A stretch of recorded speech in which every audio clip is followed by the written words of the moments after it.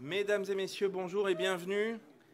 Bienvenue au Café de Paris, notre partenaire et ami depuis toujours. Je salue d'ailleurs la présence parmi nous de M. Stefano Brancato, qui est là spécialement pour nous. Et c'est toujours un plaisir et un honneur. Alors, merci à notre président qui nous a rejoint d'être là. Merci Michel. Mais tout de suite, je vais un petit peu vous parler de Jean-Pierre Petit. C'est avec grand plaisir que nous accueillons à nouveau Jean-Pierre Petit en principauté.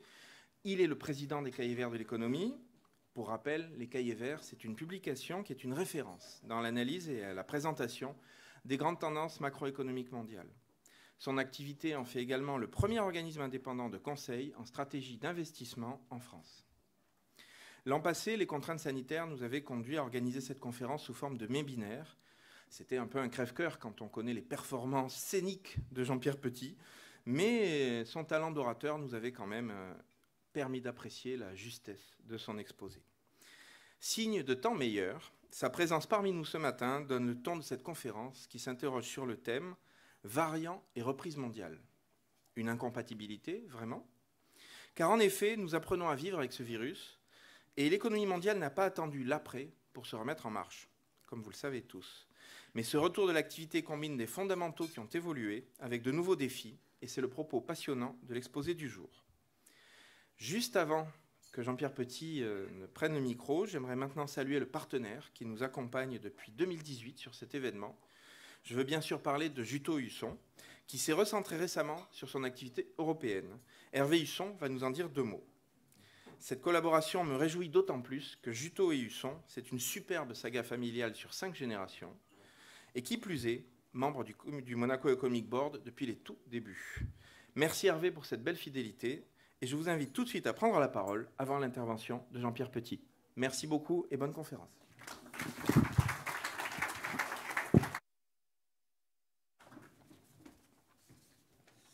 Merci Guillaume, bonjour à tous et bienvenue à ce rendez-vous annuel avec Jean-Pierre Petit,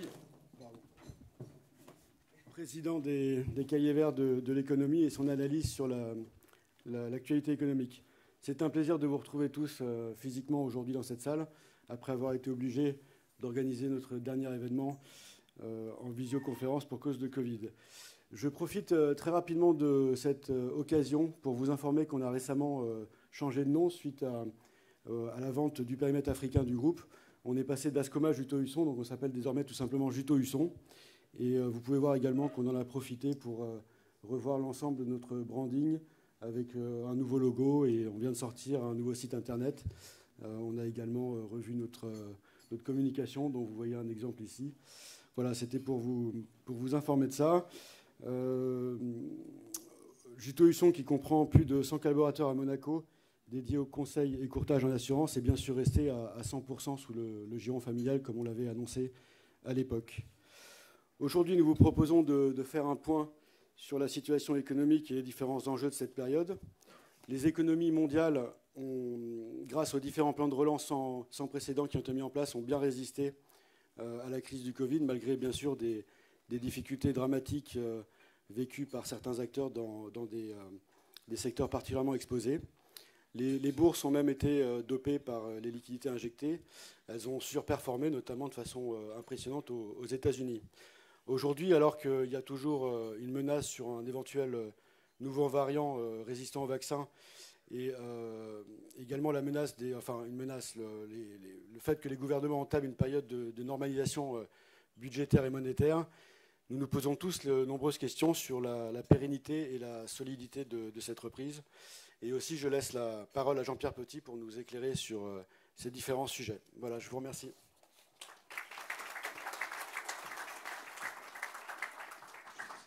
Bonjour à tous. Et évidemment, ravi d'être là à nouveau à Monaco. Pas sous forme... C'est quand même plus sympathique de parler à des gens qu'à un ordinateur, ça c'est sûr. Même si je dois reconnaître que ma productivité a un peu augmenté durant Covid, puisque j'ai battu mon record l'an dernier de présentation. J'en ai fait 227 exactement. Ma productivité a augmenté. Enfin, Covid, évidemment, c'est une pandémie, c'est dramatique, c'est ça, mais ça permettait quand même... moi, ça me permettait de faire des interventions quasiment au saut du lit, en pyjama, Sans mettre la caméra, hein, évidemment, mais voilà. Au début, on se trompe, et puis après, voilà.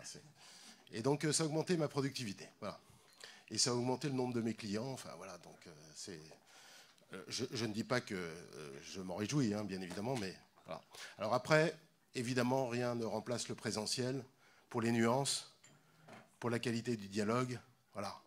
Et même, tout simplement, pour la qualité de la transmission des connaissances, pas nécessairement de moi à vous, mais de vous à moi également. Voilà. Alors, le sujet, c'est... variant Delta est-il incompatible avec la reprise? La réponse est non. Voilà. C'est pas incompatible. La preuve, c'est qu'on a les chiffres, etc. Donc, je vous rassure, l'exposé n'est pas terminé. Hein, on va développer un peu tout ça, surtout que, bon, on m'avait demandé le titre il y a 3 mois. Donc, effectivement, il y a Delta, mais alors depuis, il y a plein d'autres sujets, hein, évidemment. Et donc, on va balayer les sujets de cette rentrée qui sont de nature à impacter l'économie mondiale ou les marchés de capitaux. Alors là-dedans, on va parler de quoi? On va parler de Delta, on va parler de la conjoncture mondiale, on va parler un peu de géopolitique, hein, un petit peu quand même. On va parler des élections dans un grand pays qui est en fait, de fait, la première puissance économique et en fait, il faut bien se le dire, même pour un Français, la première puissance politique d'Europe de l'Ouest dans quelques jours, le 26 septembre. On va parler également de ce qui se passe actuellement en République populaire de Chine, hein, avec les initiatives de Xi Jinping. Et puis on parlera du tapering, hein, tapper, robinet. Hein. Voilà, donc on va fermer un petit peu le robinet de la liquidité. Rassurez-vous, ça va être soft, tant du côté de la Réserve fédérale que de la Banque centrale européenne. Puis on finira sur le marché action. Il sera à peu près 11h45. Vous n'avez pas d'engagement d'ici midi, hein. On pourrait même éventuellement pousser jusqu'au repas, je ne sais pas, enfin bon bref. Voilà. Alors normalement il faut me canaliser un peu parce que évidemment c'est prévu 50 minutes, mais comme j'ai 80 slides, il va falloir que je me régule. Et donc ça va être un peu sportif, hein, du point de vue du déroulé des slides. Juste un point. Donc là, vous avez le plan d'ailleurs, pandémie, conjoncture mondiale, géopolitique. Ah bah oui, j'ai rien oublié. Alors pandémie, on va y aller. Alors d'abord quelques assertions, hein, puisqu'on commence notamment sur Delta, puisque finalement on commence à avoir des études, etc. On commence à avoir de l'expertise. On sait que les vaccins protègent contre les formes graves et la mortalité. Simplement, ils ne sont pas suffisants pour enrayer la circulation de Delta dans la population. Quelle est la durée de la réponse immunitaire? Contrairement à des maladies comme la rougeole, les coronavirus n'engendrent pas d'immunité individuelle, voilà, au sens d'une protection contre l'infection à vie, ça c'est sûr. Alors maintenant, on a beaucoup d'études sur Delta, et notamment au Royaume-Uni, le pays qui a été le grand pays qui a été le plus touché, hein, par Delta, et on a eu plusieurs études publiées depuis le printemps dernier, enfin depuis l'été dernier, et on sait que, par exemple, il y avait eu des inquiétudes là-dessus. Les anticorps baissent environ 3-6 mois après la vaccination. Mais on sait aussi qu'il y a des cellules mémoire qui restent élevées. Et donc, elles permettent une réponse immunitaire très solide, rapide et solide. Donc, le virus peut circuler, mais le risque d'infection grave est réduit. Voilà. La baisse des anticorps dans le temps suggère néanmoins, et ça c'est la nouveauté en quelque sorte, des derniers mois, c'est que des rappels soient nécessaires. Des rappels dans un premier temps sur la population à risque, mais probablement, on peut dire, sur l'ensemble de la population à partir de l'année prochaine. Alors ne parlons plus d'immunité collective, parce que personne ne sait où elle est, l'immunité collective. Hein, donc voilà, parlons pas de ce truc-là.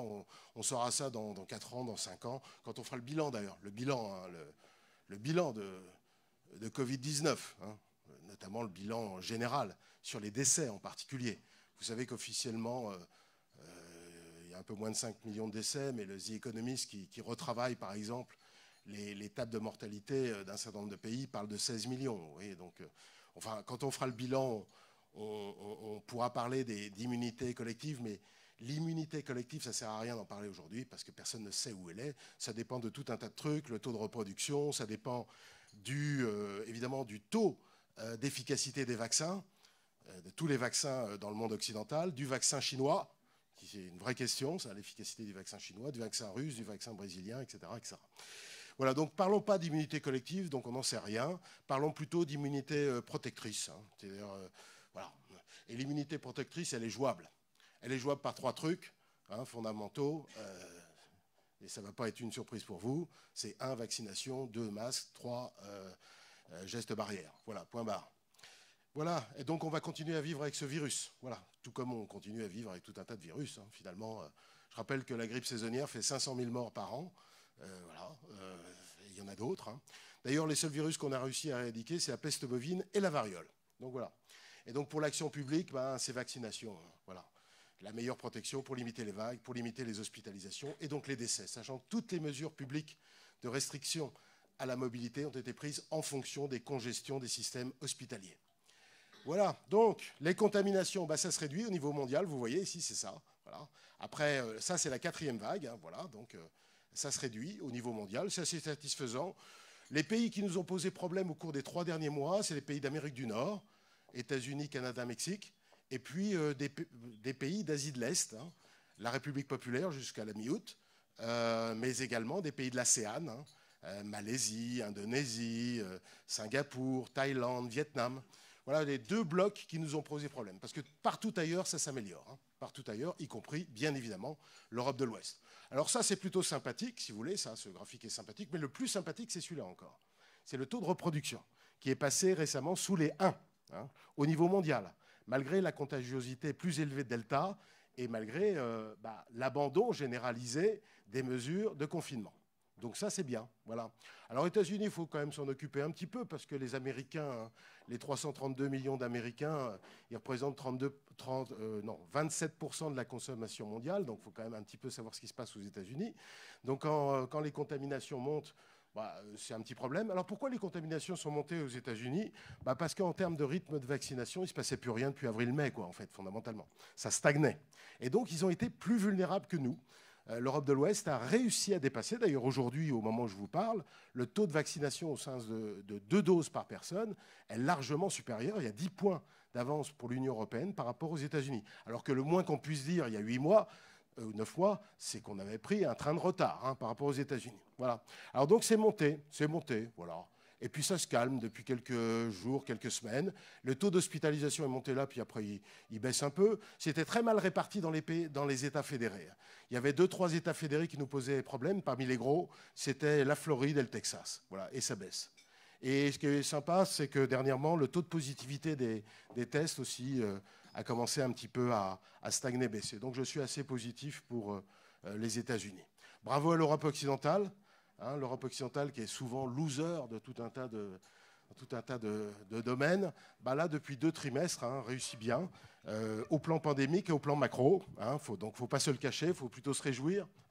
Allez la France, voilà, allez la France et les autres, bien évidemment, avec des taux de reproduction qui sont très satisfaisants. La plupart des pays, sauf l'Allemagne, sont passés sous les 1 pour les taux de reproduction. Voilà. Europe de l'Est, très bien dans l'ensemble. L'Europe de l'Est a bien réussi... finalement, la 3e et 4e vague. Bien pour l'Amérique latine. Alors l'Amérique latine, vous savez, c'est un grand loser de Covid-19 dans l'ensemble, depuis 20 mois. Et on avait à l'Argentine, ça se dégrade, enfin ça s'est nettement amélioré là, dans la période récente. La Colombie, le Brésil, en rouge, là, voilà. Il y a juste le Mexique, voilà, qui a un petit peu augmenté. Alors, par contre, l'Asie émergente, il y a eu un sujet. Alors, d'abord, pour le principal pays d'Asie émergente, évidemment, la République populaire, qui représente quand même 14% de la consommation mondiale. Donc, la Chine, ce n'est pas seulement un producteur, c'est aussi un consommateur. Alors là, il y a eu la 4e vague, leur a fait très mal. Voilà, on ne l'a pas trop vu, ça n'a pas été trop analysé en Europe, mais en juin-juillet, ça a été assez infernal. Et d'ailleurs, ça a touché... à peu près les mesures de confinement, puisque vous savez que c'est assez radical en Chine, dès qu'il y a des vagues ou des vaguelettes, ça a touché 30% du PIB. Ça a été plus important au niveau macro, au 3e trimestre, que la précédente vague du début d'année, celle-là, au plan macro. Voilà. Et puis, il y a eu les autres pays d'Asie de l'Est. Il y a eu le problème de Taïwan, de la Malaisie. Alors, depuis, ça s'améliore depuis quelques jours, vous le voyez. Mais il y a eu le Vietnam, il y a eu Singapour, voilà. Alors, vous allez me dire, ouais, mais c'est des petits pays, ça, par rapport à la Chine. Oui, c'est des petits pays du point de vue de la demande, mais du point de vue de l'offre, Ce sont des pays extrêmement importants. Vous savez que Taïwan est le numéro 2 en termes de production de semi-conducteurs. Donc toutes les pénuries que vous voyez dans l'électronique, l'automobile, etc., c'est en partie lié à ça. Alors le Vietnam, on s'en fiche un peu, c'est un pays sympathique, mais au niveau de la demande, c'est rien. Sauf que textile, habillement, chaussures, très important. Eh oui. Malaisie, Indonésie, effectivement, c'est faible au niveau de la demande, mais huile de palme, c'est là-bas que ça se passe. Et le prix de l'huile de palme a explosé. Donc d'ailleurs, c'est ça qui est très impressionnant, c'est ce qui s'est passé au 3e trimestre, c'est les contraintes sur l'offre. Alors d'ailleurs, vous le voyez, en Asie de l'Est, les PMI, c'est Purchasing Managers Index, c'est-à-dire les indices de directeurs d'achat, dans ces pays-là, ça a fortement baissé. Tiens, l'huile de palme, je ne me rappelais plus que je l'avais mis. C'était en Malaisie, et oui, le prix de l'huile de palme a explosé à cause des problèmes en Malaisie et en Indonésie. Alors, un petit bilan sur Delta. En fait, pour la partie pandémie, le graphique le plus important, c'est celui-là, en fait. Voilà. Ça, ici, vous avez Delta. Vous avez les cas de contamination au Royaume-Uni depuis le mois de mai. Ça a explosé, on est d'accord? Enfin, ça a très fortement monté jusque vers juillet, à peu près. Voilà. Et ça, en bleu, là, foncé, c'est les hospitalisations. Vous voyez l'écart? Regardez par rapport à la vague précédente. Vous voyez l'écart? C'est un ratio de 1 à 5 pratiquement. 1 à 5. C'est-à-dire que pour un même niveau de contamination, vous avez 5 fois moins d'hospitalisation. C'est ça que ça veut dire. Comme toutes les décisions de confinement sont prises en fonction de la congestion hospitalière et des admissions, enfin des possibilités d'admission au service de réanimation, c'est la raison pour laquelle le gouvernement de Boris Johnson, comme tous les autres gouvernements, en Occident en particulier, n'ont pas été amenés à restreindre la mobilité, à restreindre la circulation des gens. C'est la variable principale qui change tout par rapport aux précédentes vagues. Et c'est pour ça que, grosso modo, la reprise continue un peu partout dans le monde. Alors l'efficacité baisse au fur et à mesure du temps, que ce soit Pfizer ou AstraZeneca d'ailleurs. C'est normal, on perd 10-15 points de Delta par rapport à Alpha, c'est-à-dire le variant britannique. Donc ça veut dire que ce que je vous disais tout à l'heure, c'est-à-dire qu'il faudra des rappels. Voilà. Donc pour les laboratoires, je ne sais pas s'il y a des représentants ici, mais enfin pour 2022, ça se présente pas mal. Mais je pense que 2023 et 2024, ça devrait être pas mal non plus, au niveau de la production. Combien on produit de doses cette année? Oui, parce que j'ai toujours des questions sur, est-ce qu'on va avoir assez de doses, quoi? Est-ce qu'il y en aura pour tout le monde? 14 milliards. On est combien sur la planète? 7,8 milliards. Combien de personnes de plus de 12 ans dans le monde? À peu près 6 milliards, peut-être un peu plus. Donc il y a assez, il y a assez, on est d'accord? Et il y en aura encore plus l'année prochaine. Oui, il y en a assez au niveau global. Le seul sujet, c'est la répartition entre le nord et le sud. Parce qu'aujourd'hui, on se trouve avec à peu près 6 doses par personne dans les pays développés, et dans les pays émergents, en moyenne, c'est 2 doses en intégrant l'initiative COVAX de l'OMS. C'est pas terrible. Et plus vous allez bas dans le niveau de développement, c'est-à-dire plus vous allez en Afrique, Moyen-Orient, Amérique centrale, Asie du Sud, etc., moins il y en a. C'est ça le problème. Et donc le vrai sujet, ça va être de transmettre les doses aux pays les plus pauvres. C'est une problématique générale. Alors, les taux de vaccination, où est-ce qu'on en est? Ce qui est le plus important, là, c'est les barres grises, c'est-à-dire 2 doses. Où est-ce qu'on en est? Alors, je vais résumer le point, ne regardez pas le graphique. Je vais vous résumer le point. L'Europe de l'Ouest, la Chine, bravo, on a un peu plus de 65% de taux de vaccination. Ça dépend des pays, mais on se balade autour de 65, 68, 69. Voilà, donc c'est très bien. États-Unis, un peu moins bien, on est autour de 55, un petit peu plus, là, ces derniers jours, parce que ça a repris un petit peu. Et puis, le problème, c'est les pays émergents hors Chine. Même des pays qui ont leur vaccin, vous voyez, Brésil, on est un tout petit 40, quoi. Voilà, c'est pas terrible. Russie, on est un gros 30. Ça pourrait être mieux, quand même. Et puis, alors, pays d'Afrique, etc., c'est beaucoup plus bas encore. Voilà. Alors après, ça représente combien de la population mondiale? La proportion de la population mondiale qui a 2 vaccins dans le corps, ça représente combien? 30%. Et en termes de PIB mondial, 50% à peu près. 50% du PIB mondial est doublement vacciné. Donc c'est pas mal. Si on vous avait dit ça il y a 9 mois, vous ne m'auriez pas cru. C'est normal. Et je ne vous l'aurais pas dit parce que en fait, j'en savais rien et je ne pouvais pas faire d'hypothèse là-dessus. Alors, le gros problème, vous avez compris, c'est les pays émergents. Donc, mais quand on regarde le rythme quotidien de vaccination, on voit que ça progresse depuis le mois de mai. Par exemple, ça, c'est le rythme c'est-à-dire la proportion de la population vaccinée quotidiennement. Alors, le gros effort, c'était fait par la Chine, en bleu, là. Ils sont même montés à 1,5% de la population par jour, s'il vous plaît. Alors là, c'est la méthode chinoise, assez efficace. Et alors, depuis, ça décline. Normalement, quand on est proche des 70%, c'est normal. Alors, gros effort du Brésil, en vert. Gros effort de l'Indonésie, effort de l'Inde. Mais on aimerait que ça aille un peu plus vite, quoi. Alors après, il y a une question de production et de transfert. Voilà. Mais disons que dans l'ensemble, quand même, c'est pas mal. Voilà, dans l'ensemble, c'est pas mal. Alors du coup, finalement, Delta, est-ce qu'il a beaucoup pesé sur l'activité économique au niveau de la demande? Pas trop, finalement, parce que la demande, elle est impactée quand la demande de services à forte proximité humaine, elle est impactée quand il y a des restrictions à la mobilité. C'est normal. C'est ce qui s'est passé au moment de la première vague. Vous fréquentez plus d'hôtels, restaurants, de loisirs, transports, etc., etc. Eh bien, oui, elle a un petit peu monté, surtout dans les émergents, mais enfin, c'est pas grand-chose. Regardez par rapport à la première vague, c'est absolument incomparable. Les indices de restriction au mouvement sont un petit peu montés, voilà. Et la mobilité, elle a été touchée à peine. Regardez, la mobilité Google dans le monde émergent, émergé, monde tout court. Au pire, elle a stagné. Voilà. La mobilité n'a pas du tout baissé, finalement, sauf dans certains pays, mais au global, elle n'a quasiment pas baissé. Donc, variant Delta, sur la demande mondiale, elle a juste un peu freiné la reprise, du point de vue de la demande.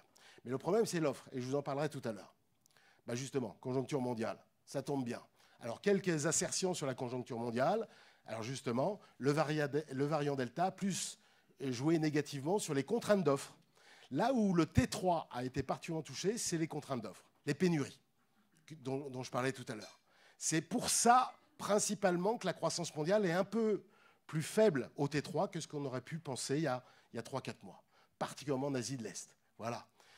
D'ailleurs, pour moi qui suis la conjoncture mondiale depuis mes études il y a longtemps, depuis une quarantaine d'années, c'est la première reprise mondiale que je vois avec autant de contraintes d'offres. Voilà. Et les contraintes, elles touchent évidemment les matières premières, le fret maritime, les semi-conducteurs, les pénuries de main-d'œuvre. Alors, les pénuries de main-d'œuvre ne sont pas liées qu'à Covid. Nous, on a un mismatch en France entre la demande et l'offre de travail à cause d'un déficit de compétences qui n'est pas lié à Covid, mais qui a été plutôt amplifié par Covid. Voilà.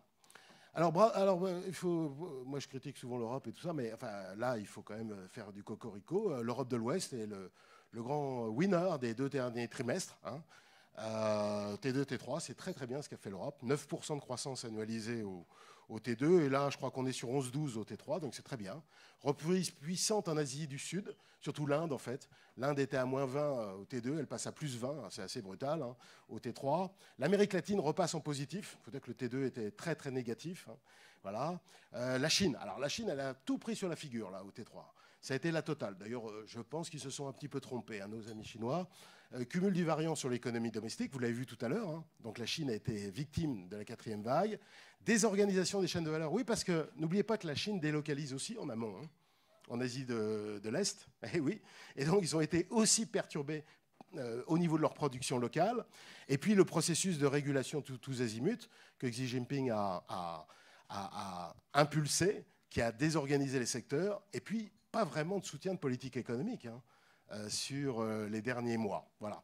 Quelques pays encore en territoire négatif, c'est les pays Asie et Océanie que je mentionnais tout à l'heure, les pays de l'ASEAN, Australie, Nouvelle-Zélande. Et puis on se retrouve à combien en T3 ? Croissance annualisée autour de 6% annualisé. Annualisé, ça veut dire variation séquentielle, puissance 4. Donc voilà, 6%. Alors c'est moins bien que ce qu'on pouvait espérer il y a 3-4 mois, mais c'est quand même pas mal. Voilà. Elle a combien la croissance potentielle mondiale ? Un petit 3. Voilà, donc on est 3 points au-dessus. Voilà ce que ça veut dire. Et puis moi, j'espère, on avait 5% au T2, et je pense qu'on devrait avoir un T4 à 5, 5,5, avec l'Asie de l'Est qui va remonter, et nous, on va se normaliser. On ne va pas rester à 11-12, il ne faut pas rêver, ce serait bien, mais enfin, voilà. Nous, Européens, on ne va pas rester à 11-12. Les États-Unis se baladent à 6-7, là, ils ne vont pas rester à 6-7, ils vont baisser un petit peu, mais c'est déjà pas mal, voilà. Alors après, parlons de 2022 aussi, parce que voilà, maintenant, on est déjà au mois de septembre. Alors 2022, tout le monde a peur, voilà, reprise en trompe-l'œil, il y a tous les problèmes, il y a des risques, il y a ceci, cela. L'économiste de base, en général, il va mentionner tous les risques. il va vous faire un tableau noir, etc. Moi, je vais vous dire des trucs aussi qui ne sont pas forcément très sympathiques, mais ça ne m'empêche pas de penser que la reprise, enfin que la croissance en 2022 sera très, très, très convenable, hein, au-dessus du potentiel. Pourquoi? Parce que la profitabilité est très élevée. Eh oui, hein, les marges. Tout le monde me parle de l'augmentation des salaires. Et alors? D'abord, en quoi l'augmentation des salaires est-elle un problème? Hein, il y a des salariés ici, non? Oui, donc voilà. Donc c'est pas un problème, c'est pas en soi un problème. Vous avez vu les gains de productivité qu'on a, les coûts salariaux unitaires, ça qui compte. Pour le niveau de profitabilité ou le niveau d'inflation d'ailleurs, ils sont assez bas. Voilà. Situation financière des firmes très bonne. Mais oui. Eh oui, la dette nette s'est améliorée. Il y en a qui ne sont pas contents, hein, ils ne trouvent pas ça normal. Ils auraient aimé qu'on souffre un peu plus. Voilà. Comment se fait-il les taux de défaut si bas? Enfin, le taux de chômage il aurait dû monter plus haut. Hein, tout ça, c'est artificiel, hein, bien évidemment. Ils préféreraient surtout les économistes dans leurs bureaux, etc., ils préféreraient des trucs plus radicaux, hein, que les gens souffrent. Le discours sacrificiel, punitif, ça marche encore. Hein, voilà. Alors ça s'atténue quand même. Hein. Notamment, ça s'atténue du côté de nos amis au-delà du Rhin, hein, dont on va parler tout à l'heure. Bon, ben voilà, hein, situation financière des firmes robustes, potentiel de désépargne des ménages encore très élevé, parce que les taux d'épargne sont très élevés. Puisque un certain nombre de secteurs comme l'événementiel, le loisir, restauration, tourisme, etc., ne sont pas complètement retrouvés leur potentiel pré-Covid, il y a un potentiel de rattrapage, évidemment. Hein. Perspective de l'emploi, on n'a pas fini de créer des emplois. Bonne santé du système bancaire, absence de déséquilibre massif sur l'activité dans le monde riche. Hein. Il n'y a pas de bulles. Il y a des bulles. Il y a des bulles. Des micro-bulles, des macro-bulles. Hein. On en parlera tout à l'heure de ça. Non, il n'y a pas de macro-bulles. C'est les macro-bulles qui comptent, hein, bien évidemment. Alors, les goulets d'étranglement, ça, c'est un vrai sujet. Hein. Donc, les goulets d'étranglement, c'est les contraintes sur l'offre. Alors là, vous le voyez sur le prix du fret maritime. Il a explosé à un début de stabilisation, quand même. Mais le meilleur indicateur pour les goulets d'étranglement, c'est les délais fournisseurs. Alors là, les délais fournisseurs ont explosé à la hausse aux États-Unis ou dans le monde, en général. On a plusieurs indicateurs qu'on fabrique au cahier vert. Voilà, donc ça a explosé. Alors donc ça pose un problème à la fois pour la production et pour l'inflation d'équilibre. Début de stabilisation quand même, hein, pour vous donner une petite idée. Hein. Voilà, parce que ceux qui me parlent d'inflation, retour aux années 70 pour l'inflation, non, faut pas. Voilà. Mais vous verrez que ça s'améliorera. Mais il faudra attendre un peu pour l'inflation. Ça s'améliorera au printemps prochain plutôt. Hein, voilà. Mais bon, voilà. Alors pénurie de main d'œuvre. Quand vous demandez aux PME américaines ou aux PME européennes, hein, leur principal problème, difficulté de recruter.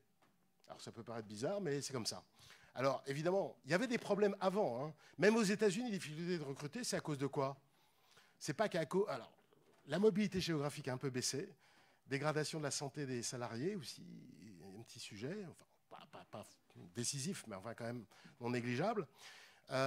Et puis, c'est ajouté, les gens qui sont sur le carreau, qui sont tombés sur le carreau aux États-Unis, ils ont du mal à retrouver un job. Pourquoi? D'abord, c'est pas facile, c'est pas forcément. Voilà. Et puis surtout, l'indemnisation au chômage. Puisqu'en fait, vous avez un système d'indemnisation au chômage pratiquement aussi favorable, moi je dirais pas aussi favorable que celui de la France, parce que pour faire aussi bien que la France, c'est absolument impossible, mais très, très intéressant. Le meilleur système d'indemnisation au chômage qu'ils aient jamais connu. Hein. Et qui s'arrête ce mois-ci. Hein. Donc voilà, donc avant de retourner travailler chez McDonald's, parce que pour 1 800 $ par mois, on réfléchit, quoi. Voilà, donc c'est pour ça que ça met du temps. En Europe, il y a plus de problèmes de mismatch, il y a carrément un problème de formation. Hein. En France, c'est un vrai sujet. C'est d'ailleurs, plutôt que de parler de croissance, la différence entre l'Allemagne et la France, c'est le différentiel de formation, notamment formation professionnelle. C'est le vrai sujet. Donc c'est ça le problème. Alors, Covid a un peu renforcé. Sinon, au niveau manufacturier, je vais aller rapidement parce que je ne vais pas y passer des heures, hein, sur la conjoncture. Ça consolide un peu, vous voyez, sur l'écart entre les commandes et les stocks. Ça dépend des régions, mais dans l'ensemble, ça consolide un peu. C'est pas dramatique, mais ça consolide un peu. Superbe reprise au printemps, puis là, ça consolide un peu. Sur les PMI manufacturiers, vous voyez, la Chine et les émergents ont bien corrigé. Nous, Europe, États-Unis, on ne résiste pas trop mal. Regardez l'Europe, c'est pas trop mal, quoi, vous voyez. Ouais, ça va, quoi. Les services, ça a un petit peu baissé, mais par rapport à ce qu'on pouvait craindre sur Delta, compte tenu de Delta, c'est pas la mort. Et le PMI Composite, il nous dit quoi? Le PMI Composite, c'est l'ensemble de l'activité économique. Il nous dit quoi à la louche? Il nous dit qu'on a perdu entre 2 et 4 points de croissance annualisée, quoi. Voilà, sur les derniers mois. Donc au niveau mondial, on fait 6, sinon on aurait fait 9, quoi, à peu près. Voilà, s'il n'y avait pas eu Delta. Voilà. C'est ça que ça nous dit. Alors voilà. Alors les surprises macro ont un peu baissé. Hein, surprise macro en Europe et aux États-Unis. Et ça remonte en Chine. Ah, ça, c'est un indicateur. Ah, un indicateur, si vous voulez. Il y a des investisseurs ici. Il y a des gens qui investissent. Oui, je crois savoir.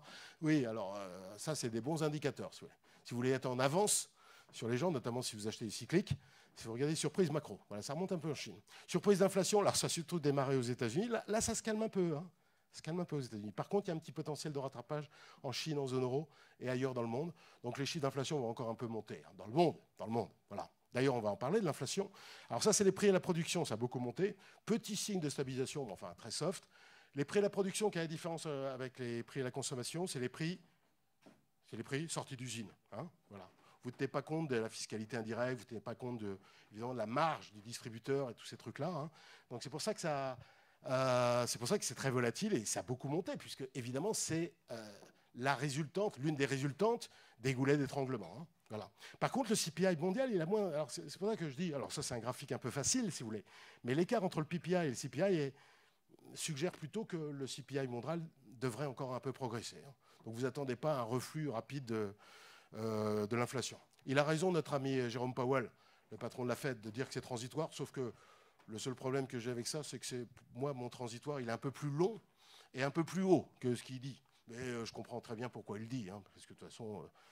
Lui, il veut maintenir les taux bas parce qu'il sait très bien que l'économie américaine et mondiale ne résisterait pas à une montée des taux. Hein. D'ailleurs, pour ceux qui ont des contrats en euros, qui ont des obligations dans leur portefeuille, qui ont encore beaucoup de monétaire, je tiens à vous le dire que vous n'allez pas gagner grand-chose hein, au cours des prochaines années, surtout net après tenu compte de l'inflation. Et parce qu'on n'a pas le choix. Ce sera comme ça. Hein. D'ailleurs, je vais vous le montrer tout à l'heure. Voilà, donc ça va encore monter un petit peu. Voilà. Sinon, oui, il y a des signaux, hein, je vous l'ai dit tout à l'heure, de stabilisation quand même des pressions inflationnistes aux États-Unis. Hein. On le voit aussi au niveau de la composante prix payé de l'ISM, l'indice des directeurs d'achat aux États-Unis. Bon, je n'ai pas le temps. Si vous avez des questions là-dessus, je reviendrai sur l'inflation. Vous voyez, nos prévisions d'inflation pour les États-Unis, hein, c'est-à-dire l'inflation américaine, celle qui détermine le plus les variations de marché, elle est assez élevée, hein, parce que jusqu'en fin d'année, on a plus de 5% d'inflation hein, générale. Et sur l'inflation sous-jacente, c'est-à-dire hors alimentaire, hors énergie, on est à 4,5 encore. Il n'y a qu'au printemps 2022 où ça baisse. Hein, voilà. Et puis, je vais vous dire, franchement, qu'on ait une inflation à 2,5-3%, mais je vais vous le dire sans provocation, je suis très content. Hein, très content. Vous savez, la norme des 2% ne correspond à aucune optimalité scientifiquement démontrée. Hein. Ça, c'est les discours de banque centrale. Hein. Voilà. On peut très bien vivre avec 3% d'inflation. Et l'avantage d'avoir de l'inflation, c'est quoi? C'est d'avoir de la flexibilité macroéconomique, mes amis. Ah bah oui. Hein. Comment on fait baisser le taux d'intérêt réel, si ce n'est par l'inflation? Alors vous allez me dire, le taux d'intérêt nominal est quasiment à zéro. Bah oui. Oui, mais vous avez vu le niveau de dette? Alors, je ne vous la fais pas sur la dette, parce qu'à longueur de journaux, on vous parle du plafond de la dette, etc. Mais comment on va gérer la dette? En l'annulant, bien évidemment. Vous avez bien compris qu'on ne va pas la rembourser, la dette. Soyons sérieux. Hein. On n'a jamais vu ça en France. 125% de dette publique. Non, mais attendez. On a une croissance potentielle à 1, on a des taux de prélèvement obligatoire au top. Je veux dire, comment voulez-vous rembourser ce truc-là? Donc on va l'annuler. Bon, on va l'annuler d'une façon très soft. Hein, on ne va pas dire qu'on l'annule. Bon, bien sûr, ça fait mauvais genre. Hein. On va pratiquer des taux d'intérêt réels négatifs. Bah oui, ça veut dire que ceux qui détiennent de la dette perdront de l'argent. C'est une forme d'annulation. Si vous avez des taux d'intérêt réels négatifs pendant 20 ans, je peux vous dire que vous allez gérer très bien la dette publique, comme on le faisait dans les années 70 d'ailleurs. Ce n'est pas totalement nouveau. Hein. Après, je ne m'inquiète pas trop sur l'inflation. Je ne crois pas du tout à un retour aux années 70. Hein, voilà. Qu'est-ce qui détermine? D'ailleurs, comprenez bien l'inflation. Hein. L'inflation, ce n'est pas la hausse des prix instantanée en glissement annuel à un moment donné. Hein. C'est un déséquilibre. En fait, c'est pas la hausse des prix, en fait, l'inflation. C'est l'accélération généralisée et non maîtrisée de l'ensemble des prix des biens et services, comme dans les années 70, et qui s'alimente par quoi? Par les anticipations des gens, des entreprises, des ménages et d'une catégorie tout à fait importante qui s'appelle les salariés. C'est la boucle prix-salaire. C'est ça qui s'est enclenché dans les années 70 et qui a expliqué une inflation à 2 chiffres dans le monde occidental entre 1974 et 1981. pour avoir ça, il fallait quoi? À l'époque, on avait des clauses d'indexation, etc. Et les coûts salariaux unitaires, évidemment, explosaient à la hausse. Mais regardez les coûts salariaux unitaires en Allemagne et aux États-Unis. Ils ne montent pas. Pourquoi? Grâce aux gains de productivité. C'est le bon côté des choses actuelles, et vous ne vous plaignez pas. La croissance est forte et on ne crée pas autant d'emplois qu'on peut. Donc, comme on ne crée pas autant d'emplois, on est très productif. Eh oui, eh oui. Si vous avez plus de production et sans charge supplémentaire, bah, votre productivité augmente, on est d'accord. Donc les coûts salariaux unitaires sont plutôt orientés à la baisse. Voilà. Et quant aux anticipations des ménages, ils prévoient quoi? Pas les anticipations pour la semaine prochaine, parce que ça n'a aucun intérêt, ni même dans un an. Les anticipations dans 5 ans. Eh ben, elles ont monté quand même aux États-Unis et en Europe, mais elles ne sont pas à des niveaux fous, quoi. Voilà. Donc je ne m'inquiète pas. Donc Powell a raison, sauf qu'il nous en fume gentiment, mais c'est normal, hein, c'est son job de banquier central. Il faut qu'il communique, il faut qu'il... voilà. Un petit peu de géopolitique, hein, parce qu'il s'est passé des petits événements cet été. Je vous présente nos amis les talibans, hein, vous les connaissez. Alors, comme l'a dit la presse, ils ont beaucoup progressé en termes de communication depuis 20 ans. Vous vous rappelez du Mollah Omar, non, peut-être? Enfin, je ne sais plus. Ils ont progressé. Je vous promets que dans 20 ans, ils progresseront encore. La Kalachnikov, ils la mettront au vestiaire, et puis ils souriront. Hein. Même Pol Pot souriait, hein, donc il n'y a pas de raison. Voilà. Alors qu'est-ce que ça nous dit l'Afghanistan? Est-ce que c'est grave d'abord? Est-ce que c'est un événement, la prise de Kaboul? Non, c'était prévu, hein, c'était prévu depuis longtemps. Sur le fond, ce n'est pas un événement. Sur le fond, le vrai truc, ça ne fait que confirmer le désengagement américain. Voilà. D'ailleurs, le signal est très clair pour l'Europe, soit dit en passant. Voilà. C'est la poursuite des engagements américains pour des ans de coûts, de décès. Et puis ne l'oubliez pas, si vous analysez l'ensemble du monde arabo-musulman, pas seulement l'Afghanistan, c'est moindre dépendance au pétrole du Moyen-Orient. Hein, voilà, alors sur la forme, c'est une catastrophe. Hein. Ça, c'est une catastrophe totale. Et ça, c'est Biden. Hein. Enfin, disons que Biden a une grosse part de responsabilité. Donc, la compétition avec la Chine, au niveau de la forme, les États-Unis s'en sortent plutôt affaiblis. Hein. Voilà. Bon, ce qu'on peut penser, hélas, c'est que cet événement devrait enhardir les djihadistes ou candidats djihadistes dans le monde. L'Europe, a priori, est la principale victime collatérale sur l'économie de la drogue, sur le sanctuaire terroriste éventuel hein, que pourrait constituer l'Afghanistan, et donc et sur les réfugiés, bien évidemment. Hein. Sinon, alors les journalistes, c'était le 15 août, je lisais les journaux, et donc les journalistes se demandaient pourquoi on a balancé 2300 milliards là-dedans et pourquoi ça n'a pas marché, quoi, en fait. Voilà. Pourquoi ça n'a pas marché? Quel est ce que dit la Banque mondiale? C'est pas moi, ce que dit la Banque mondiale depuis des années. Quel est le facteur principal du non-développement? La corruption. Et la corruption, elle a commencé dès le début, dès la fin 2001 avec Karzai. C'est aussi simple que ça. Hein. Alors sinon, comme en plus ça s'est télescopé avec la commémoration du 11 septembre, 20 ans après, bah, effectivement, qu'est-ce qu'on peut faire comme bilan? C'est pour ça que j'en parle, sinon j'en aurais pas parlé. En fait, ce qu'on peut dire par rapport à ça depuis 20 ans, c'est que, bon, on a les conflits internationaux de guerre entre États baissent, voilà. Mais par contre, les conflits infra-étatiques contre des groupes divers et variés, eux, ils montent. Et au sein de ces guerres, eh bien, évidemment, le terrorisme djihadiste occupe une bonne place. Le top, c'était 2014-2015, au moment de l'établissement du califat par Daesh. Voilà. Et depuis, ça baisse, mais enfin, ça reste quand même extrêmement élevé. Et ça, c'est des guerres de 100 ans. Hein. Voilà. D'abord, ça a commencé il y a 42 ans. C'est ce que disent ceux qui font de la géopolitique. C'est-à-dire l'attentat de la Mecque, l'assassinat de Sadat en 81, l'intervention soviétique, d'ailleurs aussi en Afghanistan en 79. Et donc, ça va durer 100 ans, cette affaire. Hein. Facile. Voilà. Donc, il y a plein de points chauds, avec des hauts et des bas. Il y aura des hauts et des bas, il y aura des cessez-le-feu, des reprises, etc. Il y a Afghanistan, Syrie, Libye, Sahel, Asie du Sud, Irak, où il y a des attentats assez régulièrement, etc. D'ailleurs, dans cette histoire d'Irak et Afghanistan, en fait, la grosse erreur, c'est pas tellement l'Afghanistan, c'est surtout l'Irak, hein, de la part des États-Unis. Hein. Qui c'est le jeune homme, là?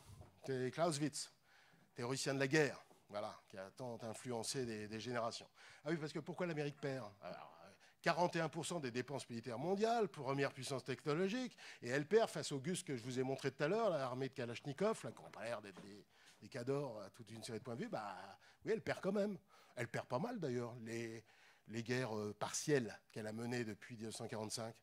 Parce que Clausewitz vous a donné la réponse il y a très longtemps. Hein. Le politique prime sur le militaire. Le vainqueur, ce n'est pas celui qui gagne la bataille, c'est celui qui tient le plus longtemps sur le plan psychologique. Pourquoi l'Amérique a battu l'Union soviétique? en 1989-91? Parce qu'elle est restée sur le sol ouest européen pendant 50 ans, mes amis. Je rappelle qu'il y avait 2 millions de soldats de l'armée rouge basés en République démocratique allemande. Hein, voilà. Il faut savoir ce qu'on veut dans la vie.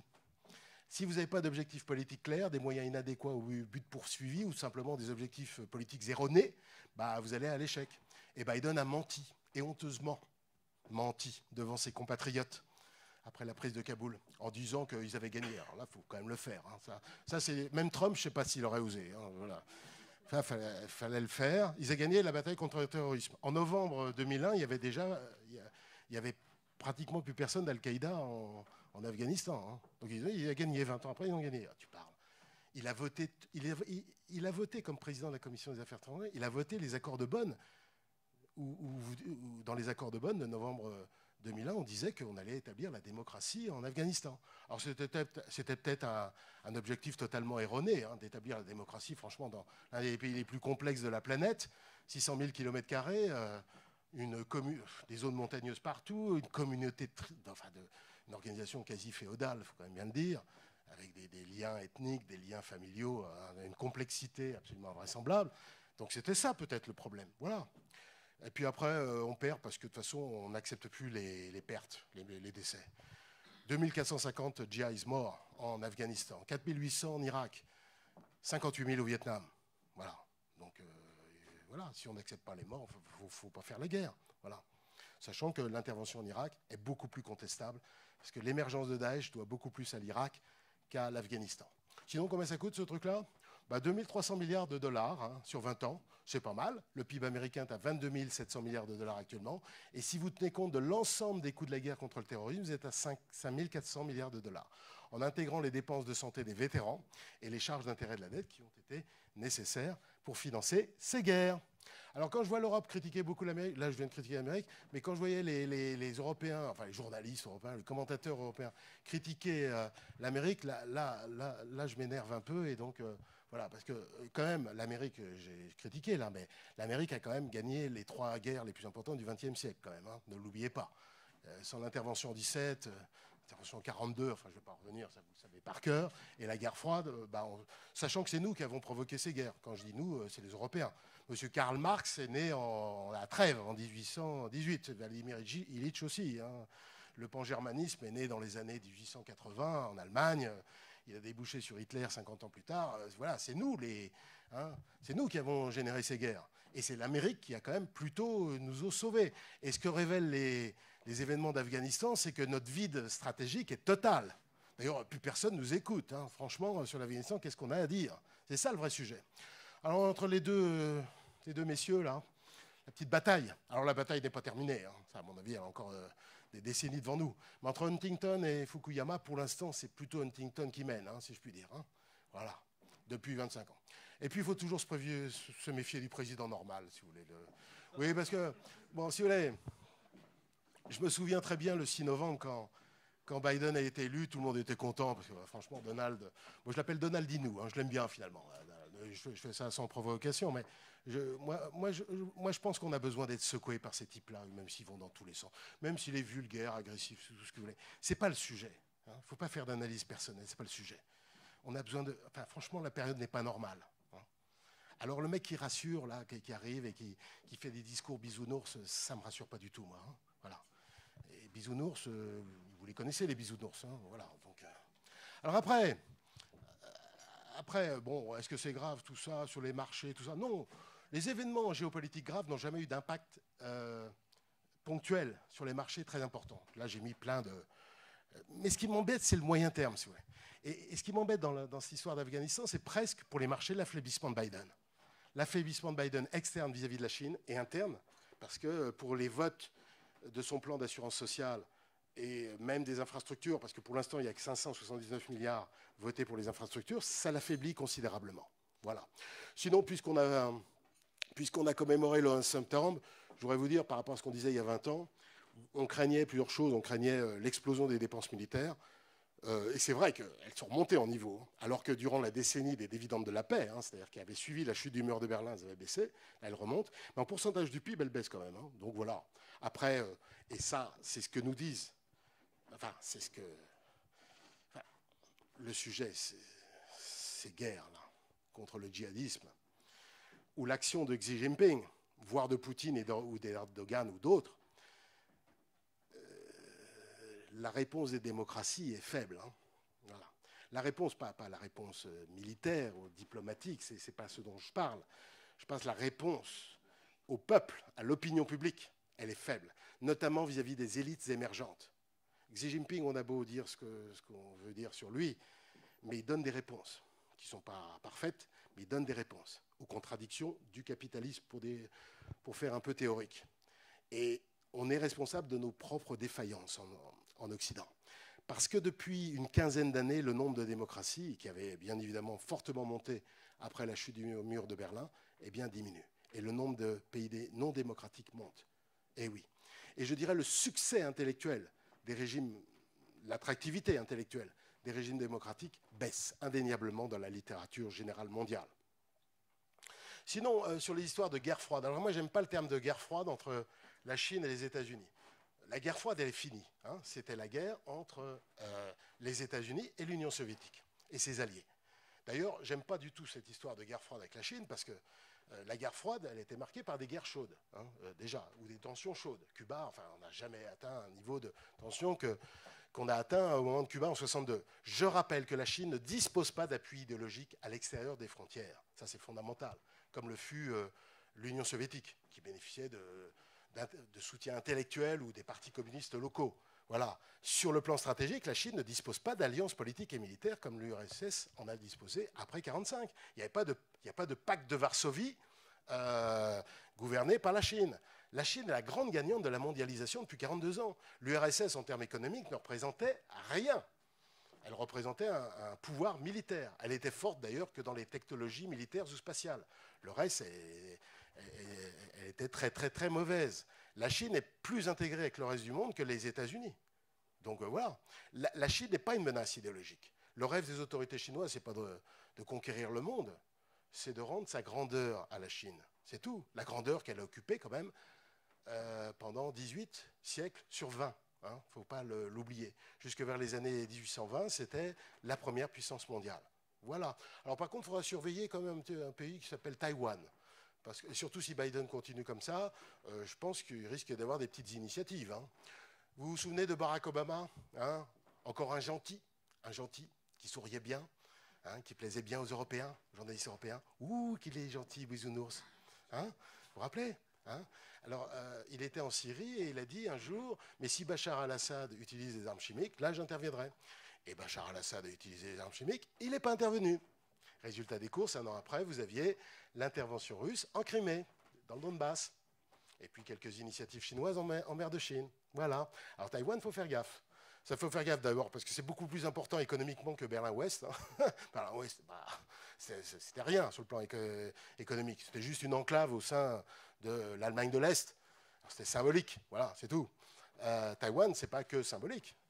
Taïwan, c'est quand même la 21e puissance mondiale. Et c'est un pays riche. Et c'est le deuxième producteur de semi-conducteurs dans le monde. Donc, à surveiller. Voilà notre ami Xi, 68 ans. Alors, pour ceux qui croient au retour du communisme, pur et dur, à la révolution culturelle, tout ça, je voudrais juste vous rappeler que sa sœur s'est suicidée à cause de la révolution culturelle, que lui-même a vécu des séances d'humiliation publique jusqu'en 1974 à peu près, que son père aussi, et sa famille également. Donc, alors, quand il y a des événements comme ça, j'essaie jamais de me glisser dans le cerveau de la personne. Si vous voulez, ça j'en sais rien, etc. Je juge par son expérience et ses actions et ses discours. Donc ça, j'y crois absolument pas au retour du communisme. Simplement, notre ami Xi, il est à la tête de la République populaire depuis le début 2013, et en fait depuis 2018, hein, c'est ça qui est important, dans les discours, il y a une prise de conscience des coûts de la croissance en Chine. Et les coûts de la croissance, c'est dette, inégalité, environnement. C'est la raison pour laquelle, depuis 2018, dès que la conjoncture ne va pas très bien, ils ne relancent pas le logement comme avant, c'est-à-dire l'immobilier. Ils ne relancent pas le shadow banking, la banque fantôme, hein, pour faire des... Hein. Non. Durant la première vague, il ne l'a même pas utilisé. Donc sur la régulation, il est beaucoup plus rigoureux. Et qu'est-ce qu'il veut faire là sur la tech? Parce qu'il régule la tech, les promoteurs immobiliers, l'éducation, hein, la santé, enfin, il régule pas mal de trucs. Hein. Qu'est-ce qu'il veut? Il y a 4 objectifs. Profitabilité compatible avec une responsabilité sociale. C'est ce qu'il appelle la prospérité commune. Vous y mettez ce que vous voulez dans la prospérité commune, mais en gros, il y a une limite à la profitabilité pour la profitabilité. C'est ça que ça veut dire. Hein, voilà. Donc il faut être responsable du point de vue de la rentabilité sociale future ou de la qualité de la gouvernance. Ou, voilà. Stabilité financière, redressement de la fécondité. Alors, si je limite les dépenses de logement et les dépenses d'éducation dans le budget des familles, parce qu'elles sont assez hautes, je vais relancer la fécondité. Alors ça, à mon avis, ça ne va pas marcher, mais enfin bon, disons que c'est un objectif. Et puis évidemment, sécurité nationale. Donc le contrôle des données, c'est pour moi. Pour moi, Xi Jinping et le bureau politique, hein, c'est ça que ça veut dire. Régulation de rattrapage, je trouve qu'il y a des régulations de rattrapage, parce qu'il y a eu des excès, hein, des abus de position dominante dans la tech. Donc moi, je ne veux pas entendre parler de Jeff Bezos chinois, hein, c'est ça. Les mégalos, là, Elon Musk... Mark Zuckerberg, c'est pas eux qui vont gouverner la Chine. Parce que, mine de rien, les GAFAM, ils gouvernent un peu les États-Unis. Hein. Ils sont tellement puissants au niveau du lobbying et ils sont tellement installés, d'une certaine manière, que toute régulation optimale est difficile à atteindre. Et même la Réserve fédérale, si vous voulez, elle se dit que si jamais elle cogne sur les GAFAM, par sa politique monétaire, il va y avoir un choc macroéconomique. Ils sont tellement gros. Donc il y a un vrai sujet. Alors, et ça, Xi Jinping ne veut pas en entendre parler. Voilà, c'est tout. Et puis, régulation de prospérité sociale sur 3 trucs très importants pour les ménages chinois, c'est logement, éducation, santé. Alors, pas de retour au communisme pur et dur. Pourquoi? Parce que de toute façon, je veux dire, simplement, qu'est-ce qu'il voit Xi Jinping? Il sait que, alors il a un objectif de devenir une grande puissance, un pays riche dans la décennie 2030. Pour ça, il faut avoir 4 à 5% de croissance d'ici là. Il sait que la croissance diminue tendanciellement à cause du vieillissement. Ça, c'est un pays aussi vieux que, pas aussi vieux que la France, mais presque aussi vieux que la France. Baisse tendancielle de la productivité, réaction occidentale maintenant à l'agressivité commerciale, donc c'est plus aussi facile qu'avant. Moins de potentiel de rattrapage, parce que 18 000 $ par habitant, hein, c'est plus un pays pauvre, c'est pas un pays riche. C'est un pays à revenu intermédiaire de la tranche supérieure, comme on dit à la Banque mondiale. Donc il se dit la croissance continue des inégalités, la dégradation de l'environnement, du point de vue de l'efficacité économique et du point de vue de la soutenabilité sociale et de l'espoir des classes moyennes inférieures ou classes moyennes, du point de vue de l'espoir de promotion, est beaucoup plus faible, évidemment. Donc il faut que je vende autre chose à ma population. Voilà. Mais pas question de renoncer à l'innovation, à la croissance. Parce que si vous renoncez à l'innovation, au progrès technique, et à l'émulation entrepreneuriale, vous êtes mort. Et votre objectif de rattraper les pays riches dans les années 2035, c'est mort. Donc c'est pour ça. D'ailleurs, Xi, c'est un des types qui a le plus favorisé l'internationalisation du renminbi, la pénétration du marché action et du marché obligataire chinois par les non-résidents. Et qui aujourd'hui dit aux entreprises publiques, ou celles qui bénéficiaient d'un soutien public quasi garanti, comme les promoteurs immobiliers, comme Evergrande, écoutez, vous avez déconné, vous devez le payer. Avant, jamais on disait ça. Donc c'est très libéral comme attitude. Et lutter contre les abus de position dominante, c'est très, très libéral. Parce qu'aujourd'hui, comme on n'a rien fait depuis des années sur les GAFAM, les GAFAM, ils vont au Congrès américain, ils disent « mais ouais, vous avez raison, vous devriez bien réguler, mais on ne sait pas comment, quoi. » Puis ne me régulez pas trop aussi, hein, parce qu'il y a les Chinois en face. Voilà ce qu'ils disent les patrons des GAFAM. Parce que finalement, les inégalités se portent pas mal en Chine. Hein. Voilà, pour un pays marxiste-léniniste, officiellement, c'est pas terrible. Si vous prenez les 0,01 les plus riches, parce que vous savez que c'est sur ces niveaux-là que les inégalités se sont le plus renforcées, la Chine est plus inégalitaire que les États-Unis. Hein. Voilà. La consommation des Chinois, elle a un tout petit peu progressé depuis les mains, mais vous voyez, c'est 39%. Donc si vous voulez vraiment devenir un pays riche, vous devez vous appuyer sur les classes moyennes. Donc c'est pour ça qu'il faut que la consommation se développe. Donc il faut transférer du pouvoir d'achat aux consommateurs, tout en relevant le niveau de gamme de l'offre productive, de la production chinoise. C'est un sacré challenge. Hein. Mais il sait très bien, parce qu'il y a peu de pays émergents qui ont réussi à passer comme pays riches hein, sur l'après-guerre. Combien il y en a? Il y en a 7. Hong Kong, Singapour, Corée du Sud, Taïwan, et les 3 pays vaincus de la Seconde Guerre mondiale. C'est tout. Et si la République populaire de Chine, la décennie prochaine, passe comme pays riche, ce sera d'ailleurs une très bonne nouvelle pour l'économie mondiale. Hein. Vous avez 1,4 milliard de Chinois. Si le poids de la consommation passe de 10 points, regardez, le poids de la consommation aux États-Unis, 70%, 30 points au-dessus. Si vous avez 30 points d'ici 20 ans, c'est le bonheur économique pour vous. Hein. Surtout si vous exportez en Chine, évidemment. Bon, il y a un problème, Evergrande? Vous avez peur d'Evergrande? Vous avez peur? Non, vous n'avez pas peur? Vous n'avez pas d'engagement sur Evergrande? Non, pas trop. Alors Evergrande, je voudrais juste vous dire que c'est 4% de part de marché sur la promotion immobilière chinoise. Hein. Parce que les gens croient que les promoteurs immobiliers, c'est comme en Europe, voilà. C'est comme les constructeurs automobiles en Chine, mais il y en a plein partout. Parce qu'ils n'ont pas eu le temps de se restructurer. L'économie chinoise est devenue une économie de marché il y a 35 ans à peu près. Voilà. Et ils vivent surtout, c'est très fragmenté le marché au niveau local. Voilà. Donc après, c'est sûr que la qualité de la dette s'est dégradée, etc. Je pense qu'ils feront quelque chose. Parce que 200 000 salariés, quand même, faut quand même faire gaffe. Il y a à peu près entre 3,5 millions et 4 millions d'emplois concernés en amont, c'est-à-dire parmi les fournisseurs d'Evergrande. Donc il faut quand même un petit peu faire gaffe, hein, voilà, politiquement, tout ça. Donc ils vont l'aider. Après, je pense que ça va quand même dégager et il va y avoir des restructurations de dettes. Après, je ne suis pas trop inquiet. Je ne suis pas trop inquiet. Il n'y a pas trop de... Au niveau global chinois, hein, je ne parle pas dans les régions, dans les grandes villes, dans certaines grandes villes, mais il n'y a pas de déséquilibre massif sur le marché immobilier chinois. Et les banques sont assez solides, donc je ne m'inquiète pas trop. Après, c'est les Britanniques qui sont le plus exposés sur la Chine privée. Voilà, il faut le savoir, pas trop nous. Les Allemands, là, vous voyez là, la République fédérale d'Allemagne existe depuis 72 ans, et on n'a eu que 8 chanceliers, donc un tous les 9 ans. Hein. C'est pas mal hein, comme stabilité. Vous croyez à la loi des rendements décroissants, vous? La loi vous connaissez, Ricardo? Non, plus ça va, enfin, je le résume, hein, plus ça va, plus c'est mauvais. Hein, c'est ça que ça veut dire. Hein. Alors, est-ce que vous y croyez? Alors, pour la France, on pourrait se poser la question, on en parlera dans quelques mois. Mais pour l'Allemagne, vous y croyez? Non, ce n'est pas la loi des rendements, sauf aux deux extrêmes. Voilà. Le meilleur, c'est lui. Oui, c'est normal. Le plus mauvais ou la plus mauvaise, c'est elle, sans conteste. Hein, enfin, moi qui connais un peu la vie politique allemande, qui ai séjourné en Allemagne plusieurs fois, je peux vous dire que c'est de loin la plus mauvaise. Hein, et de loin. Alors lui, c'est le meilleur, évidemment, c'est le fondateur, Adenauer, évidemment, premier chancelier, un des rares opposants à Hitler encore vivant en 1945, qui est à l'origine du Wirtschaftswunder des années 50, de la réconciliation allemande avec les nations civilisées, etc. Bon, lui, c'est Erhard, son ministre des Finances, Kurt Georg Kissinger, Willy Brandt, Helmut Schmidt, Helmut Kohl, Gerhard Schröder, Angela Merkel. Angela Merkel, die verlorene Herr, der Angela, l'honneur perdu. Angela, 16 ans. Tout sauf une visionnaire. Des décisions principalement guidées par les sondages et un bilan caractérisé surtout par l'immobilisme. C'est la représentante caricaturale de la défense des contribuables et retraités allemands.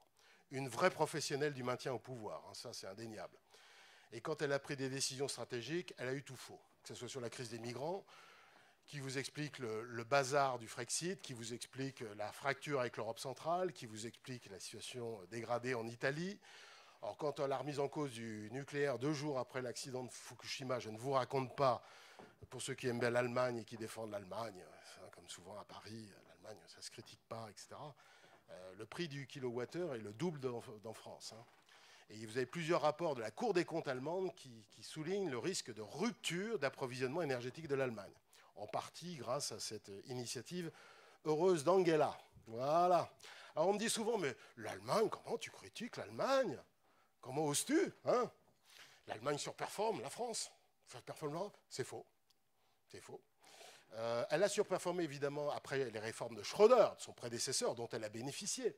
Et puis, évidemment, elle a surperformé dans la première partie de la décennie 2010, parce qu'elle nous a foutus en récession. Elle a foutu toute l'Europe du Sud en récession.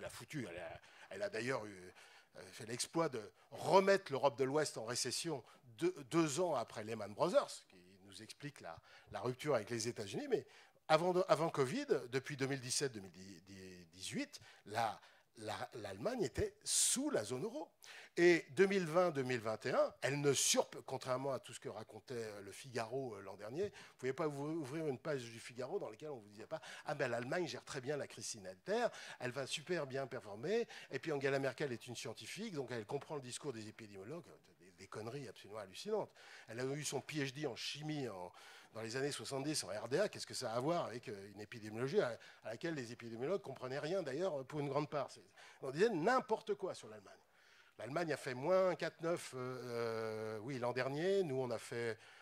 en Europe, on a fait moins 8, donc il y a 2 points d'écart. Cette année, l'Allemagne va faire 3,1, 3,2. Et on va faire plus 6 en zone euro hors Allemagne. Donc en fait, on va combler largement l'écart avec l'an dernier.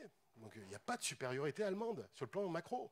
Et d'ailleurs, il n'y a pas de supériorité. En fait, Angela Merkel a complètement bénéficié des réformes Schröder. Regarde sur la productivité. La productivité allemande a décliné par rapport. Elle est là, en bleu, là. Vous voyez ? Elle était forte au début des années, grâce aux réformes Schröder, là, puis après, elle est dessous nous. Voilà. C'est pourquoi les coûts salariaux unitaires en Allemagne qui avaient beaucoup baissé avec Schröder, depuis, qu'est-ce qu'ils font ? Ils rejoignent la zone euro. L'Allemagne n'est pas plus compétitive du point de vue des coûts que la zone euro. Pourquoi ? Parce qu'elle n'a rien fait. Elle a beaucoup demandé en termes de réformes structurelles dans les autres pays, mais est-ce qu'elle a mis en place des réformes structurelles douloureuses pour l'Allemagne ? Non, rien. Rien d'ailleurs. Tous les problèmes structurels de l'économie allemande n'ont pas été adressés, que ce soit l'excessive dépendance à la demande mondiale, le poids de l'automobile thermique, la dépendance aux sources d'énergie fossiles, l'archaïsme dans le système bancaire, le vieillissement. Voilà, elle n'a rien résolu. Voilà. Et ça, en fait, sa vraie ambition à Merkel, en fait, c'était de faire de l'Allemagne une grande Suisse. Voilà, sans ambition, hein, avec une Europe régie par les normes allemandes, et faire des exportations fructueuses sur le marché mondialisé. Tout ça avec la protection stratégique des États-Unis. Manque de bol, tout ça, c'est pas réalisé. Pourquoi ? Parce qu'on a subi des petits chocs. Hein.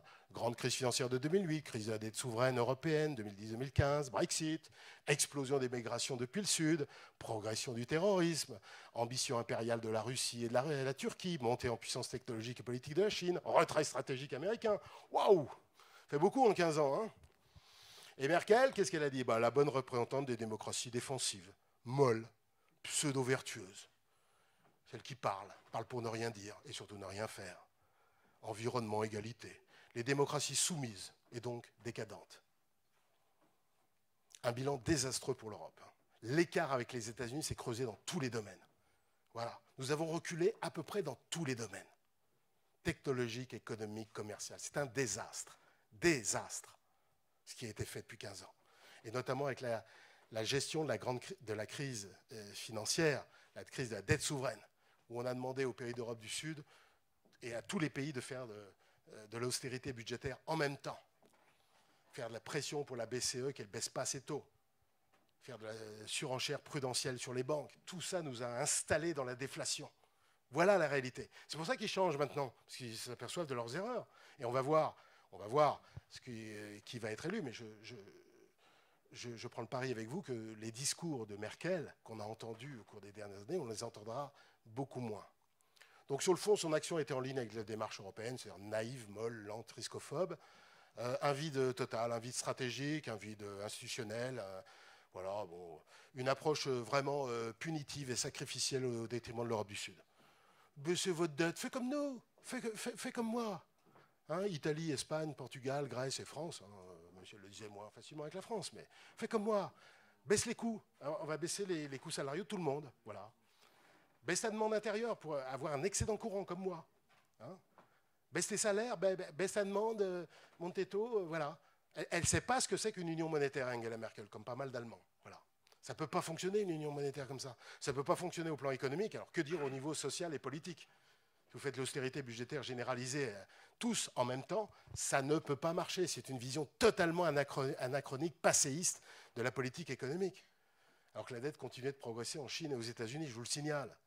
Voilà. Alors vous allez me dire, oui, elle a fini par accepter les émissions de dette commune l'année dernière, les transferts du nord vers le sud. Il était temps, en 2020, si vous voulez. Hein.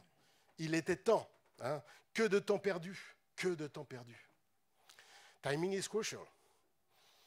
Not only in the capital markets, in everything. Ça ne se rattrape pas facilement, hein, le déclin technologique. Hein. Alors, qui c'est qui va gagner? Hein? Who's the winner? Olaf. Alors, c'est des prénoms un peu durs. Hein. C'est pas des... Hein, c'est pas un grand gentil aussi, Olaf. Hein, faut pas non plus. Alors, pour moi, c'est lui. Enfin, on verra. Je peux me tromper là-dessus. Hein. Et vous vous moquerez de moi, hein, si jamais c'est pas lui. Mais bon, voilà, il y a 4 points d'écart. Ça fait quand même pas mal d'ici le 26 septembre. Donc, alors, la CDU, elle va faire son plus mauvais score d'après-guerre, 21%. Les Verts ont baissé, alors, plus pour des raisons personnelles. Anna-Lena Baerbock, c'est parce que, bon, manifestement, elle a fait du plagiat, donc c'est pas terrible. Armin Laschet, il est gentil, mais enfin, c'est pas un cador en termes de communication, c'est le moins qu'on puisse dire. Voilà, donc a priori, c'est plutôt Olaf Scholz, donc SPD. Donc la probabilité la plus forte, c'est que ça soit une coalition de centre-gauche. C'est-à-dire, moi, ce que je pense, hein, mais je peux me tromper, hein, c'est SPD vers FDP. Voilà, c'est la probabilité la plus élevée. Centre-gauche, et c'est pas mal pour l'Europe. Hein, parce que c'est plutôt favorable à une remise en cause des critères du pacte de stabilité. C'est favorable à la consommation domestique en Allemagne, augmentation du salaire minimum, augmentation des transferts sociaux, baisse des impôts des revenus modestes, énergie renouvelable. Ce serait pas mal. Ce n'est pas génial, mais ce serait pas mal que le centre-gauche gagne. Tapering, what does it mean? What does it mean, tapering? Ça veut dire qu'on va acheter moins d'actifs. Hein, voilà, c'est ça. On en a acheté beaucoup depuis 2020. Hein. Wow! C'est grave ça, tapering? C'est important. Les taux d'intérêt vont augmenter parce que la Réserve fédérale rachète moins de treasuries. Hein, ça, c'est la grande crainte des gérants obligataires. Ben, je vous dis non. Ça dépend de quoi les taux d'intérêt finalement? De 5 variables fondamentales. 5 variables fondamentales. Le taux d'intérêt de long terme, c'est même l'espérance géométrique des taux d'intérêt directeurs futurs. Ça, c'est un peu mathématique. Mais disons ça, ce n'est pas un sujet parce que c'est complètement pricé. L'inflation anticipée qui joue. L'appétit pour le risque. Plus il y a un appétit pour le risque, plus les taux longs montent, puisque les gens se retirent du marché obligataire, vont sur le marché action. Il y a aussi la taille du bilan de la Banque centrale et l'équilibre épargne-investissement dans le monde. Comme le taux d'épargne est encore très élevé dans le monde, en Chine, en Europe, aux États-Unis, et que ça va beaucoup sur les treasuries, eh bien évidemment, le taux long a plutôt tendance à rester très très bas. Ça, c'est très important. Hein. Alors vous allez me dire, ça va se normaliser. Oui, mais ça va être très lent, très lissé dans le temps. C'est la taille du bilan de la Banque centrale, le stock des treasuries que la Réserve fédérale détient et non pas les flux qui déterminent le taux long. Et regardez, la Réserve fédérale détient presque 25% des treasuries qui sont en circulation dans le monde, sachant que c'est le principal actif financier du monde. Hein. Voilà. Et la Banque centrale européenne détient plus de 30% de la dette publique européenne. C'est le stock qui compte, même si elle en achète moins. Vous allez me dire, à un moment, elle va réduire le bilan. Oh oui, mais alors là, la réduction du bilan, ce ne sera pas avant 2024, mes amis. Donc on en reparlera en 2024. Attention, parce qu'en 2018, elle réduisait le bilan et il s'est passé quelque chose quand même sur le marché, hein, juste pour vous. Hein. Mais ce n'est pas le sujet. Ça va prendre du temps, mes amis. Hein, be quiet, be quiet. Don't worry too much. Ça va prendre beaucoup de temps. Voilà. Hein. Au mois de novembre, je pense qu'elle va annoncer le tapering. Elle arrêtera d'acheter les actifs jusqu'en septembre, octobre ou novembre 2022, mais elle maintiendra la valeur du bilan. Elle réinvestira les coupons qu'elle reçoit. Elle relèvera ses taux directeurs à partir de 2023. Et je pense que si tout va bien, en 2024, elle commencera à réduire le bilan en ne réinvestissant pas tous les coupons. C'est tout. C'est là que ça devrait commencer un petit peu à chauffer pour les marchés. Alors, sauf qu'il y a d'autres causes, bien évidemment. En attendant, l'essentiel, c'est ça. Ça, si vous devez retenir un graphique de cette présentation, ce ne sera pas les talibans, Joe Biden, François Hollande ou je ne sais quoi, c'est celui-là. C'est le taux long réel mondial. Ils sont en négatif. C'est comme ça qu'on va gérer la dette. Tous les investisseurs, depuis je ne sais pas combien de temps, depuis 20 ans ou 30 ans, enfin non, pas 30 ans, mais que je rencontre, me disent comment on va résoudre le problème de la dette. Comment on va résoudre le problème du djihadisme aussi, hein, comment on va résoudre le problème de la transition climatique, de la transition numérique, enfin tous les problèmes qui se présentent devant nous. On ne va pas les résoudre, on va vivre avec, ce n'est pas la même chose. On va vivre avec la dette. Et on va vivre comment? Bon, on vit pas mal, on vit pas mal là aujourd'hui. Là, hein, voilà. On vit pas mal grâce à quoi? Grâce à ça. Voilà. Parce que ça détermine tout le reste. Si ça monte, on est mort, plus ou moins. Hein. Mais il y a pas mal de morts, si vous voulez. C'est Armageddon. Voilà. Ah ben, faut pas rigoler, Armageddon, c'est pas sympa. Mais moi, je vous dis pas que c'est Armageddon. Hein. Je suis pas l'économiste, voilà. Bearish, structurally bearish. Le marché action, il y a des investisseurs ici? Hein? Oui, je pense. Le marché action, S&P 500, dans 6 mois, c'est plus haut, plus bas qu'aujourd'hui? Hein? Faut bien se prononcer. Hein. À un moment, il faut être binaire. C'est oui ou non. Hein. Ben, moi, c'est oui. Oui, plus haut. Pas beaucoup plus haut, mais quand même plus haut. Voilà. Pourquoi? Parce que vous avez un super redressement de la profitabilité. Début d'année, 1er janvier, Consensus des analystes financiers américains sur les progressions des BPA, bénéfices par action aux États-Unis en 2021. 20%. Cahier vert de l'économie, 40%, le double. Aujourd'hui, on a combien? 46. Et je prends le pari avec vous qu'on sera à plus de 50 à la fin de l'année. En Europe, on sera à 70. Vous entendez bien? 70. Voilà, c'est ça qui guide. Quand on dit que le marché action est en bulle et il ne répond pas aux fondamentaux, mais bien sûr que c'est. Qu'est-ce qu'il achète, le marché action? Le marché action, il achète des perspectives bénéficiaires futures. Voilà. Et en plus, l'appétit pour le risque a un petit peu baissé. Voilà, ce qui fait que la valo, on est en bulle. Les valos absolus ont baissé dans le monde. Pourquoi? Parce que la progression des BPA était plus rapide que celle des indices. Et oui. Et comme le taux reste à 1,30, le benchmark, le taux treasuries, la prime de risque relative est plutôt remontée, donc c'est plutôt sympa. Aujourd'hui, encore, malgré la progression du marché extraordinaire depuis 18 mois, l'écart entre les free cash flow yield des boîtes et les taux corporate, c'est-à-dire du crédit, sont supérieurs. Voilà. 46%, et je pense même que ça doit être à 47-48 aujourd'hui, mais voilà. 60% selon les analystes aujourd'hui, voilà. Voilà. Alors, il y avait des petits sujets. En début d'année, moi, j'ai dit, il y a des petits trucs qui ne me plaisent pas quand même. Pas de macro-bulles, mais des micro-bulles. J'aime pas les micro-bulles, parce que, voilà. Bitcoin, micro-bulles, ouais. ESG, c'est sympa, ESG. D'ailleurs, quand vous écoutez les gérants d'actifs, ils pensent tous à l'ESG depuis qu'ils sont tout petits. Voilà. Quand ils étaient en culotte courte, ils y pensaient déjà. Voilà. Ça, c'est le discours, enfin, c'est même un peu ridicule. D'ailleurs, je leur dis quand je peux, parce que franchement, arrêtez un petit peu avec votre discours sur le durable partout. Enfin, le pétrole, c'était durable à la fin du 19e siècle. Bon, voilà. La bagnole, c'était durable. Il faut arrêter avec le durable. Alors, il y a eu un peu d'excès sur les flux, un petit peu d'excès aussi sur les valos, ESG. Donc, il fallait faire gaffe. Donc, c'est bien ça, corriger, c'est bien. Bitcoin, Bitcoin, ça va connaître des hauts et des bas. Mais enfin, il y a eu des signaux. Tiens, qui sont venus de Chine, d'ailleurs. Voilà. Qui c'est qui gouverne le monde? C'est Biden ou Xi, là? Il y a un petit basculement, là. Parce que celui qui a arrêté la course à Bitcoin, c'est Xi. Il a dit, Bitcoin, c'est... Non, ici, c'est renminbi. Chez moi, c'est renminbi. Bitcoin ne remplacera jamais le renminbi. Le renminbi va utiliser la blockchain. Oh, t'inquiète pas, moi, je suis une grande puissance techno, etc. Ça, il n'y a pas de problème. Mais pas de Bitcoin. Et en plus, Bitcoin, c'est pas bien pour l'environnement, à cause du mining. Donc ça fait deux plafonds. Un peu nouveau, ça, depuis le démarrage. Donc il faut un peu faire gaffe à ce qu'on achète en ESG. C'est gentil, les discours, le violon, l'environnement, mais il faut quand même faire gaffe. Les IPO aussi, les SPAC, alors là, vous faites un peu gaffe, parce que, bon, c'est des gars bien, les gars des SPAC, ça, il n'y a pas de problème, ils ont un bon track record, mais enfin, vous faites un peu gaffe à ce que vous achetez aussi. Puis même les GAFAM, la valo a baissé, oui, parce qu'ils ont des sacrés résultats, mes amis. Voilà. Alors vous faites un peu gaffe quand même parce que vous avez le plus gros bull market, post-bear market sur 18 mois de l'après-guerre, quand même. 83% de hausse de l'indice en réel, c'est-à-dire net d'inflation. En 18 mois, vous ne pouvez pas trouver mieux. Donc voilà. Donc vous faites un peu gaffe parce qu'on n'a pas eu de correction de plus de 5% depuis octobre quand même. Notre indicateur d'appétit structurel pour le risque est assez élevé. Positionnement des investisseurs individuels, 72% d'actions. Alors c'est pas en France. Le jour où on aura 72%. De position des investisseurs français en action, là, il faut foutre le camp rapidement. Voilà. Voilà. Alors nous, on a acheté l'Europe depuis 3 mois et ça a bien marché. L'Europe surperforme les États-Unis, ça peut arriver. Voilà. On continue. On aime bien les cycliques défensifs, ça ne fout plus rien depuis... ça fout plus rien depuis avril. Enfin, c'est stable. Moi, je crois qu'on peut remettre encore un petit peu de cyclique par rapport aux défensifs. On aime bien les small caps encore en Europe. Voilà, on peut en mettre un petit peu plus que la moyenne. On aime bien les émergents. Enfin, on fait gaffe à ce qu'on achète, évidemment. Les émergents, il faut être motivé, il faut savoir gérer la vol. Voilà. Mais on revient sur la Chine, surtout quand tout le monde est bear. C'est le bon truc, c'est le bon timing. On aime bien le Japon, si on est revenu sur le Japon. Voilà, on aime bien les trucs comme ça. Moi, quand je vois un graphique comme ça, j'aime bien, là. Les BATX, c'est-à-dire la tech chinoise par rapport à la tech américaine. Moi, j'aime bien.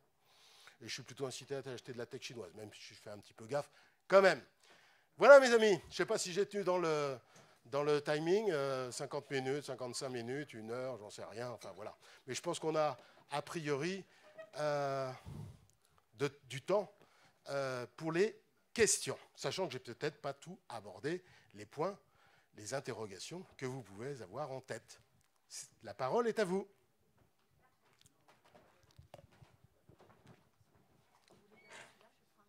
Oh, c'est comme vous voulez, non? Comme vous voulez.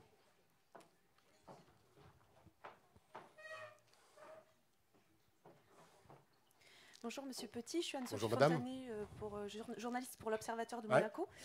J'avais envie de vous demander votre avis sur une question un peu géopolitique et économique. Est-ce que la non-vente à l'Australie des sous-marins, est-ce que c'est une catastrophe pour la France? Est-ce que c'est une humiliation aussi qu'ils aient découvert cette alliance? Comment ils pouvaient ne pas savoir qu'il y aurait cette alliance en fait? Oui, oui, je suis d'accord avec vous là. Sur le fond et la forme, c'est extrêmement mauvais, mais je m'excuse, hein, mais finalement, je n'avais pas prévu ça. Mais mon petit, enfin, je ne vais pas revenir dessus, mais mon petit slide qui vous a fait marrer tout à l'heure entre Biden et Hollande, voilà. Parce que moi, dès qu'il a été élu Biden, j'ai fait un petit papier sur Biden, et puis j'ai fait un petit post sur LinkedIn. Ça n'a pas plu à tous les électeurs américains, parce que j'ai eu pas mal de retours, etc. Mais Biden, il y a beaucoup trop d'illusions sur ce type-là. Enfin, franchement, voilà. Et puis sur l'Amérique aussi. Son discours à l'Amérique, il est très clair. Il n'est pas clair. Avec Trump, il était presque trop clair, d'une certaine manière. Voilà, mais ça commençait avec Obama, cette affaire. Hein. Voilà. Obama, il l'a dit, le pivot, c'est l'Asie-Pacifique. C'est pas l'Europe. Il l'a dit très clairement. Depuis les néoconservateurs, ça a complètement changé.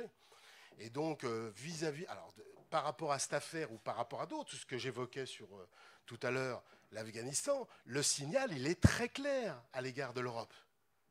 C'est à l'Europe de elle-même répondre à cet affront, voilà, appelons-le affront, en dégageant une stratégie commune. Et le moins qu'on puisse dire, c'est qu'au cours des 15 dernières années, elle n'a pas... Regardez la politique de la concurrence européenne, notamment l'affaire sur Siemens. Enfin, c'est hallucinant d'avoir une politique de la concurrence aussi naïve, aussi passéiste, surtout quand on a la remontée des puissances, de l'idée de puissance. Et dans puissance, il y a 9 éléments dans la puissance de toute l'histoire. Et la partie technologie est essentielle, commerciale, économique. Bien sûr que c'est grave. Bien sûr que c'est grave. C'est un affront pour la France et pour l'Europe, d'une manière générale. Autre question. Monsieur, oui, cher ami. Ouais, on n'a pas le droit de... Je crois... Il y a des normes très strictes à Monaco. Hein. Wow. Oui, juste, je sais que vous n'êtes pas épidémiologiste, mais je voulais savoir si vous aviez lu des analyses pertinentes quand même sur le phénomène qui se passe en Israël, parce que si les données du vaccin sont rassurantes en termes de mortalité et de gravité de la maladie, alors, il y a quand même ce contre-exemple-là. Et comme ils étaient pionniers, on pourrait vaguement imaginer que ça puisse arriver chez nous prochainement. Et là, il y a clairement, malgré la vaccination, une forte remontée des cas graves et des hospitalisations. Donc, Non, parce qu'il y a une remontée, mais il y en a aussi au Royaume-Uni. Hein. Elle est plus forte en Israël, je suis d'accord. Il y a des morts quand même, par rapport. Oui, il y a presque autant de morts que... Au Royaume-Uni aussi. Oui, non, mais aussi, s'il y a des hospitalisations, de toute façon, inexorablement, il y a des décès. Et donc, simplement, la courbe n'a rien à voir avec celle des vagues précédentes. Moi, je préfère le Royaume-Uni parce qu'on a plus d'expertise, on a plus d'études scientifiques, et puis c'est un pays beaucoup plus gros. Voilà. Sachant qu'Israël a déconfiné un peu rapidement aussi, très rapidement. Je crois que les premières mesures en Israël de déconfinement, ça remonte à mars ou avril. J'avoue que je ne sais plus, mais c'est le premier pays à avoir pris des décisions assez radicales, parce que c'est le premier pays à avoir le plus vacciné la population dès le mois de décembre, enfin janvier en tout cas, était très très très massif. Et donc je trouve que par rapport à Delta, en tout cas, l'exemple britannique est plus rassurant. Mais alors c'est vrai, on trouvera, même aux États-Unis actuellement, on n'a pas les mêmes écarts, parce qu'aux États-Unis, on a une très forte diversité de contamination suivant les régions, suivant les États fédérés. Donc voilà, après c'est difficile, mais là, après que vous preniez un facteur de 1 à 3, 1 à 4, 1 à 5, j'ai envie de vous dire, peu importe, l'essentiel est qu'on avance là-dedans et indéniablement, ça ne remet pas en cause l'idée que plus vous êtes vacciné, plus vous immunisez contre le risque d'hospitalisation, donc d'admission dans les services de réanimation et de décès. Et donc au total, je trouve que du point de vue scientifique, les études les plus sérieuses, c'est au Royaume-Uni. Voilà. Et donc je reste sur ce bilan-là qui globalement est confirmé au niveau mondial. Voilà. Autre question. Monsieur.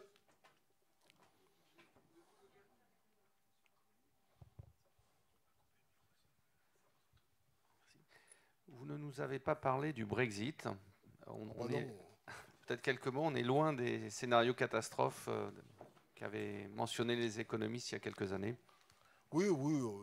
Enfin bon, oui, il y avait l'idée qu'il y allait avoir une grosse rupture, etc. Mais Brexit n'est pas vraiment commencé, en fait. Hein. Voilà. Brexit, c'est le vote référendum du 23 juin 2016, et puis vous avez vu toute la vague de négociations. Moi j'ai dit après Brexit, ce sera Brexit forever. Voilà. Je pense que si je reviens, vous voyez, il y a tellement de sujets aujourd'hui que Brexit, j'en parle même plus, mais je pense que si dans 5 ans, dans 10 ans, je reviens ici, hein, tous les mois de septembre, là, eh ben, je pense que j'aurai du Brexit. Hein.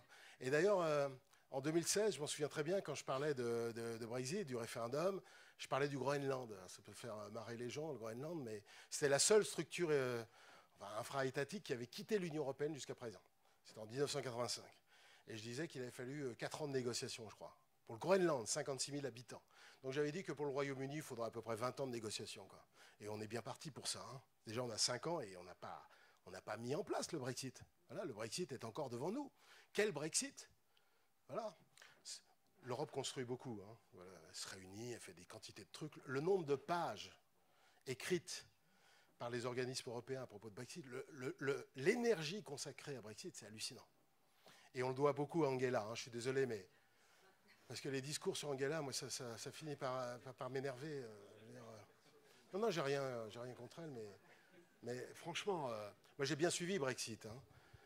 Quand vous regardez les sondages fin 2015, début 2016, le Brexit, le Remain l'emporte. Et tout le discours des Brexiteurs au Royaume-Uni avant le référendum, c'est de dire l'Europe est une passoire. Si vous restez en Europe, même si l'accord de Cameron avec l'Europe n'avait rien à voir, n'abordait absolument pas cette question, si vous restez en Europe, ce sera une passoire. Passoire, évidemment, au sens frontière. D'ailleurs, ils ont un peu raison, ils avaient un peu raison. Hein. Si vous ouvrez complètement les frontières ont tendance à se refaire à l'intérieur des pays. Hein. C'est ce que l'histoire montre. Hein.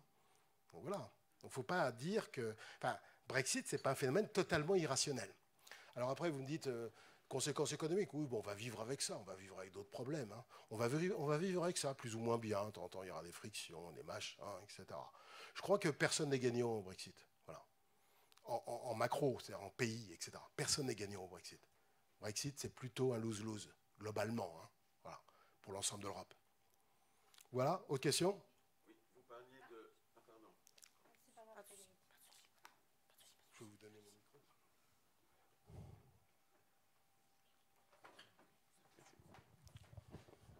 Oui, vous parliez que la Chine donc, souhaite rétablir sa grandeur, ce qui est évident. Jusqu'où peuvent-ils aller par rapport à l'Europe dans l'acquisition d'abord de notre patrimoine? Ils ont quand même acquis pas mal de ports ici en Europe. Ils ont acquis Volvo, tous les chantiers navals au niveau de l'Italie, etc. Donc jusqu'où peuvent-ils aller? Comment peuvent-ils utiliser le renminbi à terme, qui n'est pas encore la monnaie internationale, par rapport à des économies où, logiquement, étant très endettés, nos devises devraient se déprécier? Oui, normalement, l'histoire montre qu'au fur et à mesure des développements, la valeur réelle d'une monnaie qui émerge, d'une monnaie d'un pays qui émerge et qui monte dans le développement, monte normalement. Donc en toute logique, on devrait acheter du renminbi. Sauf qu'il y a ce risque politique de fermeture, etc. Donc il faut gérer aussi ce risque, cette prime de risque, sur une devise comme le renminbi, comme sur n'importe quelle devise émergente d'ailleurs, d'une manière générale. Alors le renminbi, il y a la volonté qui est manifestée depuis 2009 d'internationaliser le renminbi. Pourquoi? Parce qu'ils savent bien qu'un jour, ils auront un déficit de la balance courante. Pour l'instant, ils ont un excédent, mais vous voyez, de 1,5% du PIB. S'ils veulent développer la consommation intérieure, c'est évident qu'au bout d'un moment, comme l'essentiel des pays riches, ils vont passer en déficit de la balance courante. Donc ils auront besoin de capitaux pour financer ce déficit. Donc il faudra qu'il y ait des investisseurs dans le monde qui achètent des titres, des actifs en renminbi, et surtout des titres publics. C'est pour ça qu'ils ont ouvert le marché obligataire. Et pour ça, faut que ça soit une devise reconnue. Pour l'instant, c'est rien. Là, pour l'instant, dans les 9 éléments de la puissance, hein, il y a politique, technologie, il y a commercial, économie, culturel, etc. Et il y a monétaire. Et ça, c'est tout sauf une puissance monétaire, parce qu'ils ont pris quand même beaucoup de retard. Et donc, ils ne peuvent pas avoir un déficit de la balance courante aujourd'hui, parce qu'ils se disent que les gens n'achèteront pas forcément du renminbi. Donc, il y a encore un boulot. C'est pour ça que je reste assez positif là-dessus. Je pense que le processus d'internationalisation du renminbi et de modernisation du renminbi va se poursuivre graduellement dans le temps. Voilà. Après, quelle est la limite? Il n'y en a pas. Et la limite, c'est nous. Voilà. C'est à nous de réagir. Quand je vois... Alors, vous allez me dire, ce cas-là, mais c'est obsessionnel. Hein, Angela Merkel, voilà, Mais non, mais quand je vois qu'Angela Merkel s'inquiétait du fait que la Grèce n'avait pas réussi son objectif de déficit public à 2,6 alors qu'elle était à 2,8 et que la Chine rachetait les ports grecs, je me dis, mais qu'est-ce que c'est que ça? Mais par qui on est gouverné, quoi? Et l'Italie, pareil. C'est hallucinant ce qui s'est passé. Au point que ces pays-là envisagent, et c'est le cas pour l'Europe centrale en particulier, parce qu'elle a fracturé avec la Hongrie, la République tchèque, la Pologne, etc. Ces gens-là aussi s'intéressent à ce qui se passe en Russie, en Chine. Hein, voilà. Même au moment de la pandémie. Voilà. Et donc, ça, c'est une déficience politique très, très grave de l'Union européenne, totalement naïve par rapport, évidemment, aux grandes négociations interentreprises ou de grandes négociations industrielles. Voilà. Et ça, je pense qu'aujourd'hui, et Covid a plutôt aidé, parce qu'elle a montré notre déficience, la partie la plus caricaturale de notre désindustrialisation, puisqu'on n'est plus capable de produire des masques, voilà, c'est caricatural. Voilà. Donc ça a mis en avant, d'une certaine manière, notre déficience grave accumulée au cours des dernières décennies. Alors est-ce qu'il y aura, en particulier en France, en Europe du Sud, est-ce que cette prise de conscience va déboucher sur quelque chose de très très rationnel? J'ai des doutes, mais disons qu'au moins au niveau de la prise de conscience, on a progressé là-dessus, et au niveau européen aussi. Les discours sont quand même un petit peu moins naïfs, hein, même si Mme von der Leyen, j'en parlerai la prochaine fois de Mme von der Leyen, hein, vous êtes d'accord, a un petit peu progressé là-dessus, voilà, un petit peu progressé. C'est pour ça que l'Allemagne ne reviendra pas sur ce qu'elle a fait. Ils s'aperçoivent bien qu'ils ont loupé une partie du film, là. Voilà. Autre question? Oui, madame. Bonjour, merci Bonjour. beaucoup de cette conférence et les Je vous en informations prie. pertinentes. J'ai une question concernant la République économique de Chine. Oui. Est-ce que au moins deux événements, donc le génocide des Ouïghours et l'oppression des opposants à Hong Kong, pourraient avoir un impact sur la suprématie économique de Chine? Non, je pense pas, non. Sur les Ouïghours, de toute façon, vous voyez, là aussi c'était un peu marrant de voir que certains journalistes disaient oh ben la Chine elle fait main basse sur les terres rares, le lithium en Afghanistan, comme si c'était le sujet. Enfin, je veux dire, si ces trucs-là étaient rentables depuis 20 ans, ça aurait été fait. Hein. Son vrai sujet, c'est les 91 km de frontière qu'elle a avec l'Afghanistan. Et évidemment, la pénétration islamiste vers les Ouïghours, c'est évident.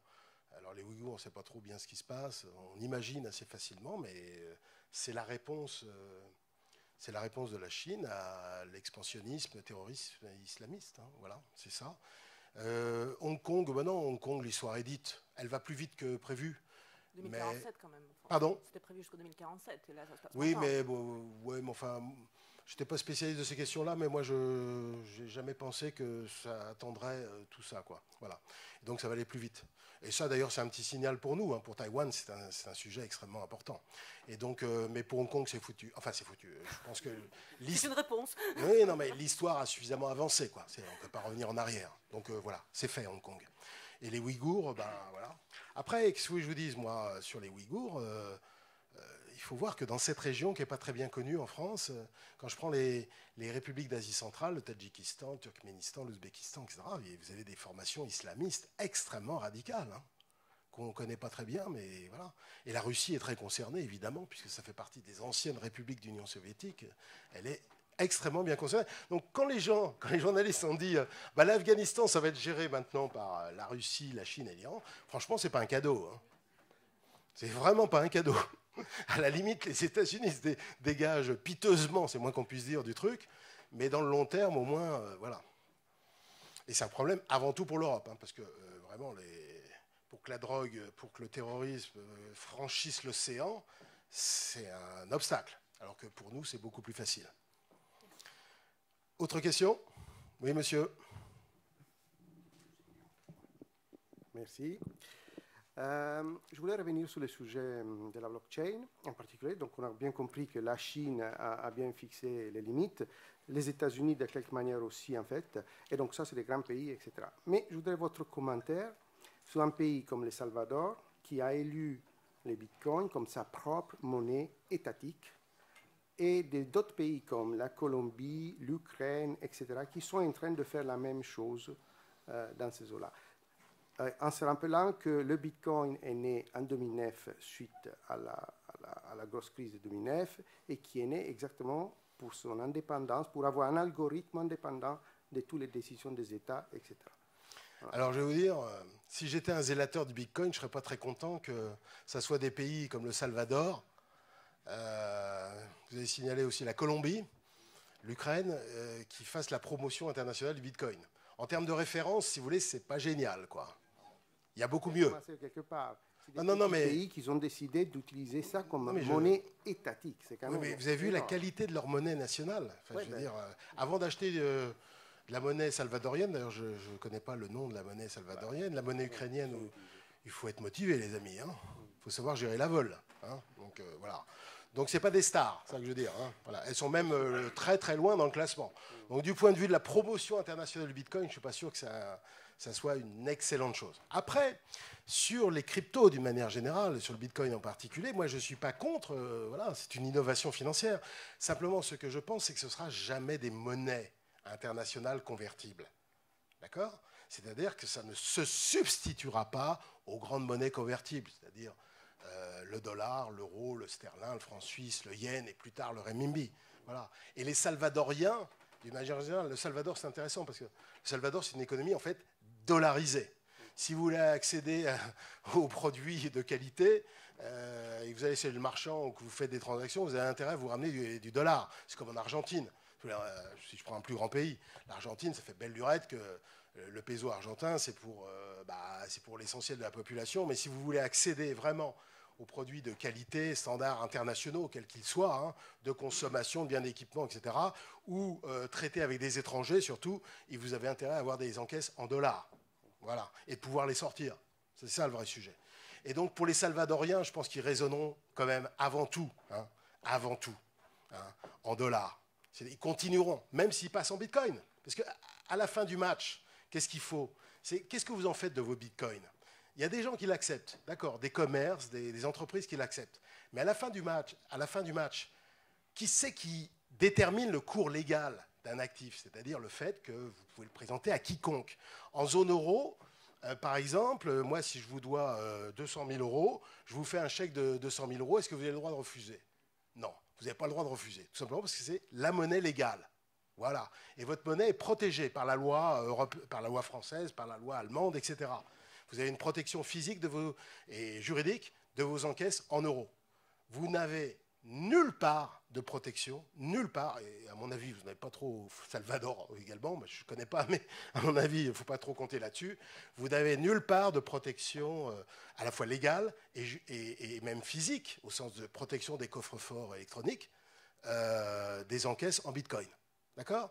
Et puis le Bitcoin ne peut pas devenir une monnaie aujourd'hui à cause de sa volatilité. Quand vous avez des plus 30, moins 30, vous imaginez pour faire des transactions commerciales, enfin c'est impossible. Et en tant qu'unité de compte, en tant que réserve de valeur, c'est impossible. Le jour où ce sera plus ou moins stabilisé, utilisé, etc., ça pourrait être un certain actif, pas de substitution, mais d'accompagnement des actifs monétaires traditionnels. Ça, je suis d'accord. Ça, grâce à la blockchain en particulier. Mais de substitution aux grandes monnaies, ça, j'y crois pas du tout. En tout cas, ce n'est pas le Salvador qui va bouleverser la donnée là-dedans. Je dirais même que, compte tenu de la nature de ces pays-là, non seulement au niveau de la sécurité des droits de propriété, mais même au niveau des trafics en tout genre de corruption, etc., je dirais même que ce n'est pas un très bon signe. Voilà. Autre question ? On va terminer. Ah bah voilà, très bien. Merci pour le son. On va terminer là. Voilà. Merci Jean-Pierre. Merci. Merci Hervé de nous avoir invités. Je pense que pour l'année prochaine, il va falloir prévoir aussi que tu nous invites à déjeuner. Comme ça sera plus intéressant. Pour vous tous, si éventuellement vous voulez continuer à suivre les exposés de Jean-Pierre Petit, vous n'avez qu'à vous abonner. Merci Jean-Pierre, là, on est d'accord tous les deux. N'oubliez pas ma commission. Les cahiers verts de l'économie. Voilà. Bonne journée à tous et encore mille merci Jean-Pierre.